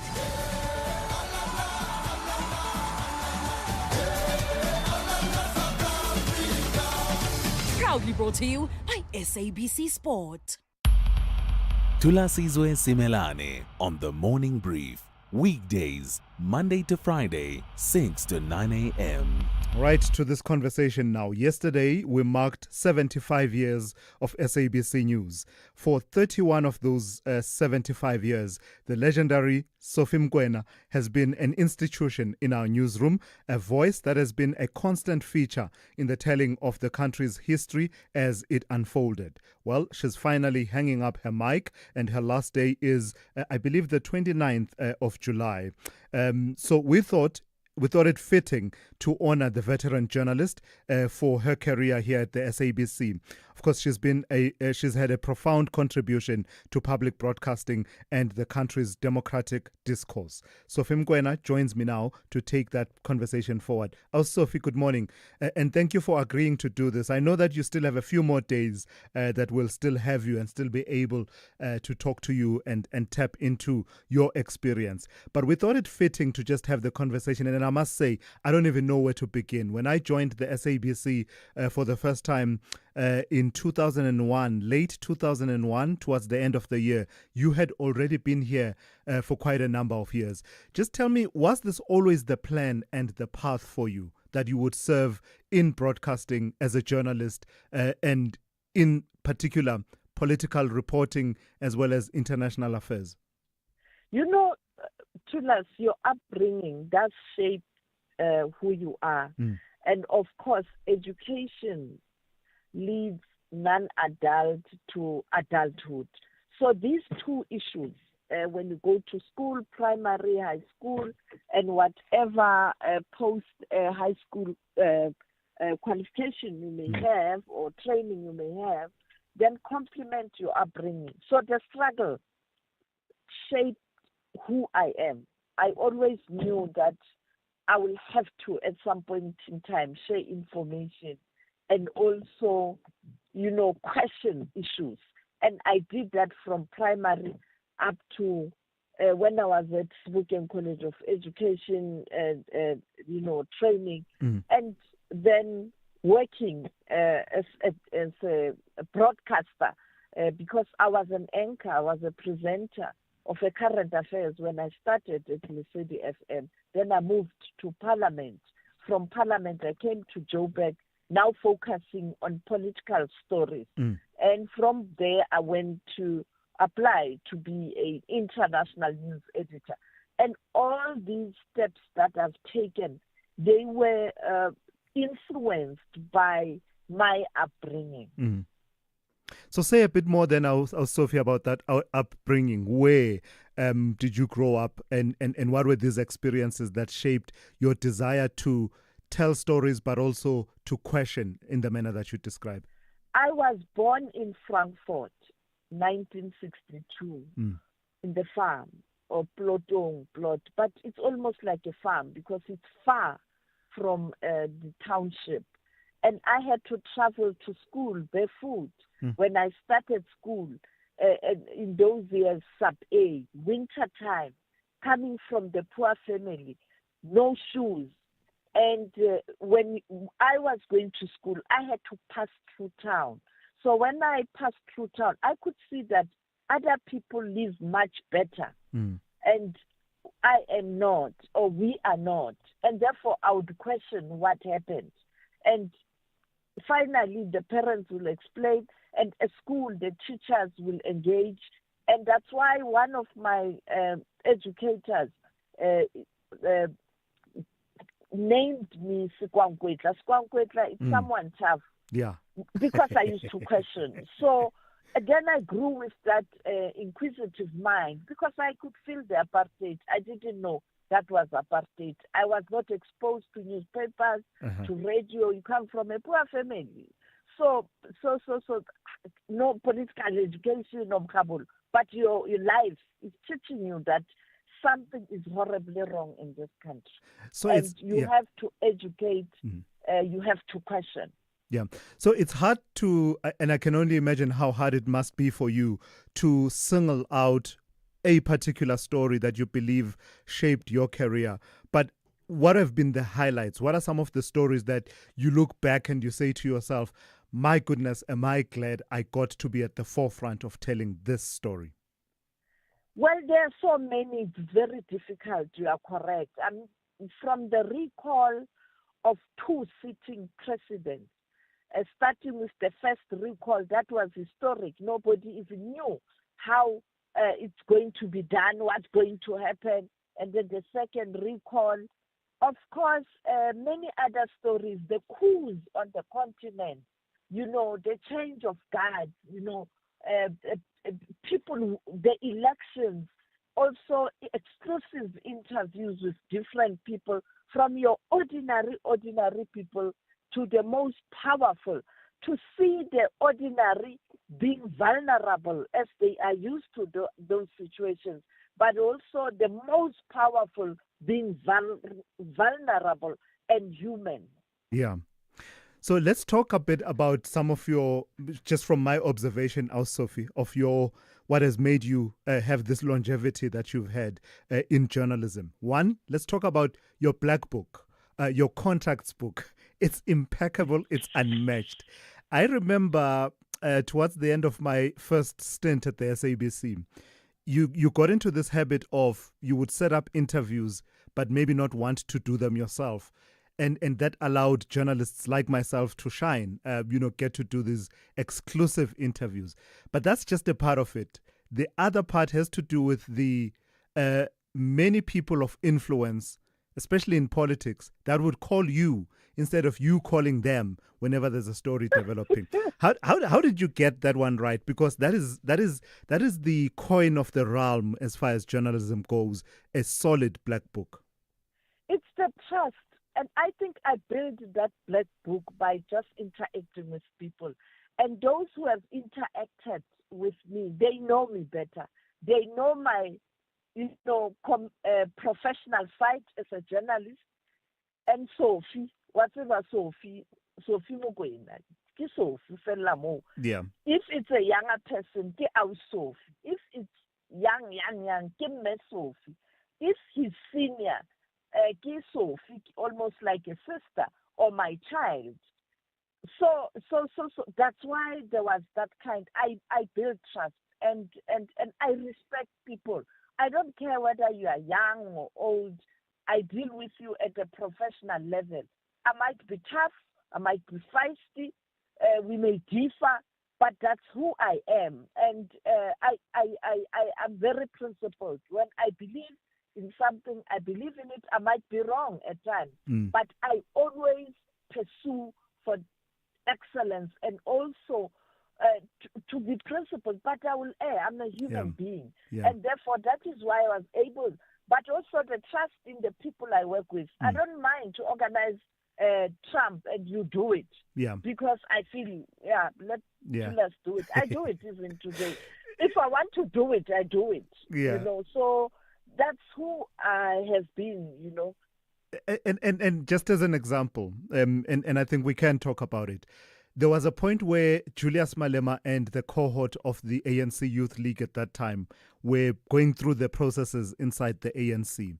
And it was almost difficult to get any access. You had direct access to them at that point, and they were talking to you directly and sharing the experiences as they were unfolding. They knew who to trust at that moment.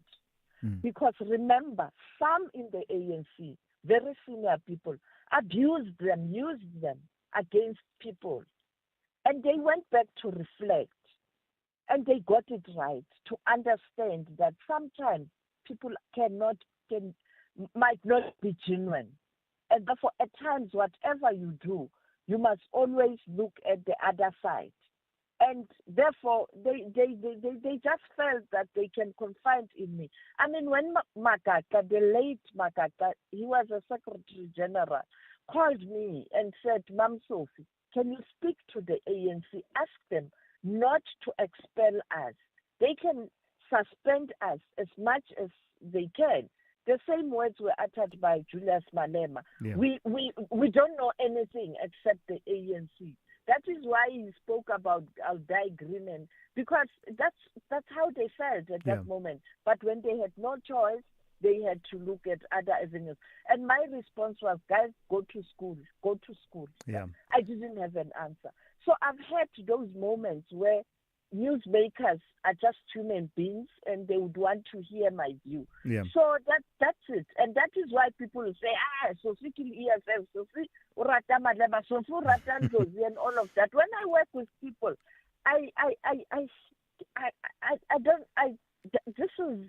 you can't make me hate another person. Right. Sophie, I see a lot of our callers wanting to really engage with you, and I will allow time for that after the traffic update. But before I take the traffic update, let me ask you about, do you have any regrets in your career? I imagine you do, because 31 years is a long time. And has there been criticism that has been leveled at you that later on, upon reflection, you felt this criticism was warranted? Over the years, I would see you being criticized and people saying you are partisan and that you've taken a side in the politics of the country. And that seemed to be the main theme at various points, not consistently throughout. Do you have any regrets where you reflect and you say, I could have done it differently? When I've been at the forefront of questioning, even here at the SABC, fighting certain wrong things and unjust. And at times, I found myself alone. So at some point in time, when people were waging a struggle inside work, I took a back seat saying, this time around,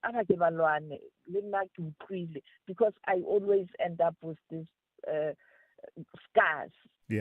I wish I could have not taken a back seat, because there was a misinterpretation of that decision that perhaps I'm on the other side, or I can't fight for justice. I can't be trusted on principle.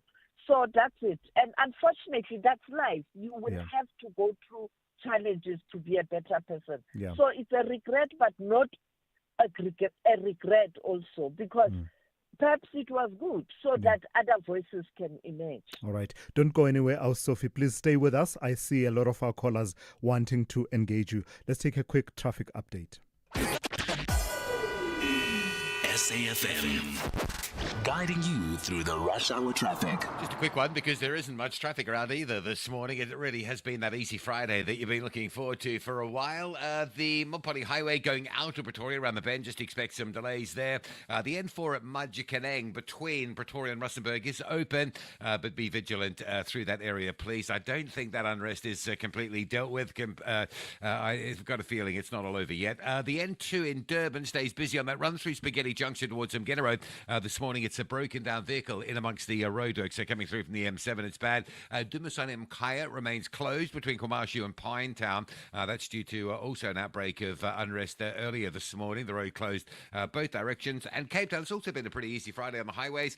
Just the elevated freeway over the foreshore into the city centre, still a bit sluggish. Rob Byrne, SAFM Traffic.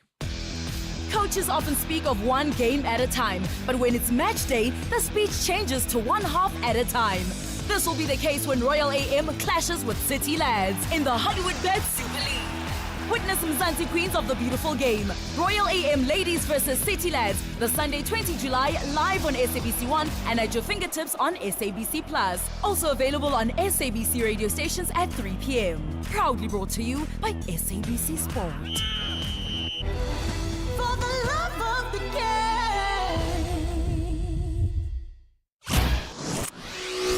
Thulasizwe Simelane on SAFM. All right, Sophie, we're still in conversation with Sophie Mokoena, SABC News International News Editor, about to go into retirement, and we are reflecting on her career. Before I take a call from Biggie, Sophie, you alluded to a nickname of Sekwankwetla because of how tough you can be. And I can freely attest to the listeners that you are indeed a Sekwankwetla.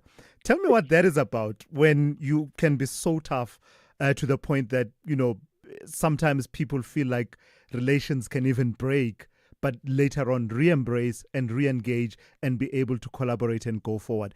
It seems to me you put heart to it, and therefore the emotions also follow. Yeah, the emotions does follow because of my upbringing also, and also as you grow, patriarchy also. You know, when you've been first or second or third on tough environment, you know, to do a current affairs after 1994, after elections, during the transformation of the SABC was not an easy task, in and outside. So I had to be tough. But generally, even at school, as I pointed out, and then you get into politics too. There you have to be tough. You have to be tough.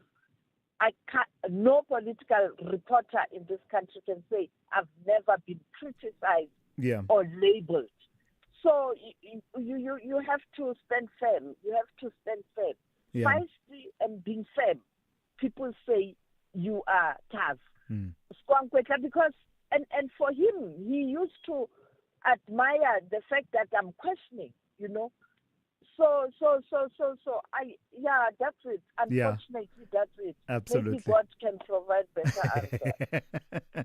All right, hold on. Let's hear from Peggy in Bombela. Good morning to you, Peggy. Tulas, it will be contemporaries mores if I don't say to our Sophie, what a time to bow out. 75 years of SABC News, a talent, a stalwart. She has survived all kinds of weather in the news department. She is one of a kind. So I wish she was a movie that we can play back again and again and again and rewind her good work and her good deeds that she has done. I pledge the SABC in closing. I heard you yesterday speaking about the late Babukwana. They must have at least a posture of Umamu Sophie elsewhere in SABC. That will remind some of us to say that these are the people who stood behind the SABC through all rainy season. Ma'am Sophie, you served us very well with due and diligence, and we'll respect you and will always love you. All right. Thank you, Thulas. Peggy, thank you for that. Sophie? Yes, thank you so much. You are correct. I've seen it all, and I state the cause. Because at some point in time, when I was ready to move on to do something, then there will be a challenge. And I would say, I am going to be vindicated. I'm staying the course. And that's what perhaps led to me being stuck here, because there were always storms, and there was no way I was willing to go or bow out with cloud on my head. So I had to stay the course, particularly for young female journalists or anchors or presenters, because if I had failed, very few would have followed in my footsteps, because they were going to say, this is not meant for us. So I had to do that. I had to sacrifice many, many things, but I have no regrets. So, Sophie, I've gotten the sense that in the last few weeks, you've actually been working double or triple hard, and I see you every weekend, weekend in, weekend out. Have you managed to wrap your head around what Monday after the 29th of July looks like for you? Yes, very, very ready. I will work until, this was not a right. This was a privilege to serve, because this institution, SABC, it's a public institution. It belongs to the people of this country. I was a civil servant in a different format. And that is why I did my best, and I was committed, and I put more effort and hours in working. But I always know how to handle a particular environment and situation. I will be okay. Sophie, as a parting shot, let's hear from a former colleague. Vuyo Mvoko has called in. Bravuyo, good morning. Hi, Thulas. Sorry I agonized over whether I should make this call or not, because I'm on the road. But I just wanted to say I've worked with that woman for decades, obviously, with gaps in between. One of the people will drop the mic, having been proud of having associated with her. Over the years, of course, we've had our own fights. We met formally in 2002 when I took over as the political editor at the SABC, and we've been close since. But the crowning moment for me was when we traversed the continent and covered the story of our beautiful continent. There are few people that I know who are as passionate about our craft as she is, and all the best to her. Going forward. Thank you, Pravi. Sophie? You know what? I'm crying. Yeah. Because one thing that Vuyo as my boss did in my life, when I was transferred to Parliament, it was a punishment, and I was not going to survive socially. People were trying to break me. But he became my boss, and I requested him to bring me back to Joburg at least. He brought me back. And when I arrived here, he assigned me to do Madiba. And the entire post-Madiba presidency archives, I was there. But when Madiba passed on, it was during those difficult times where I was told I can't cover that story.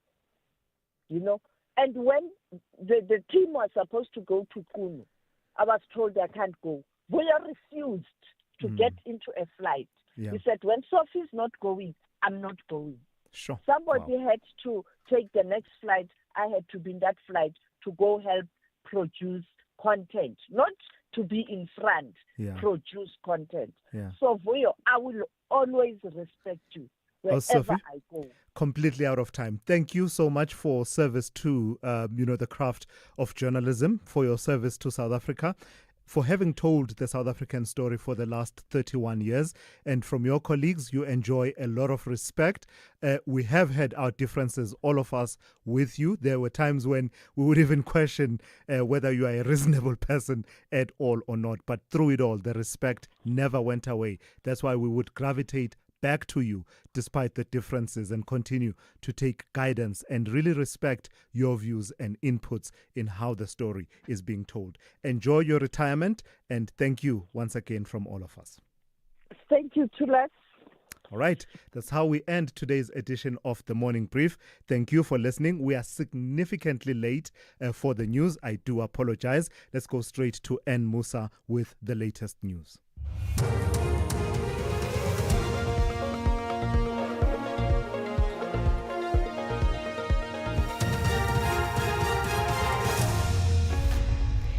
In our top stories, Jaden Lee Meek's mother back in court, and Swane motorist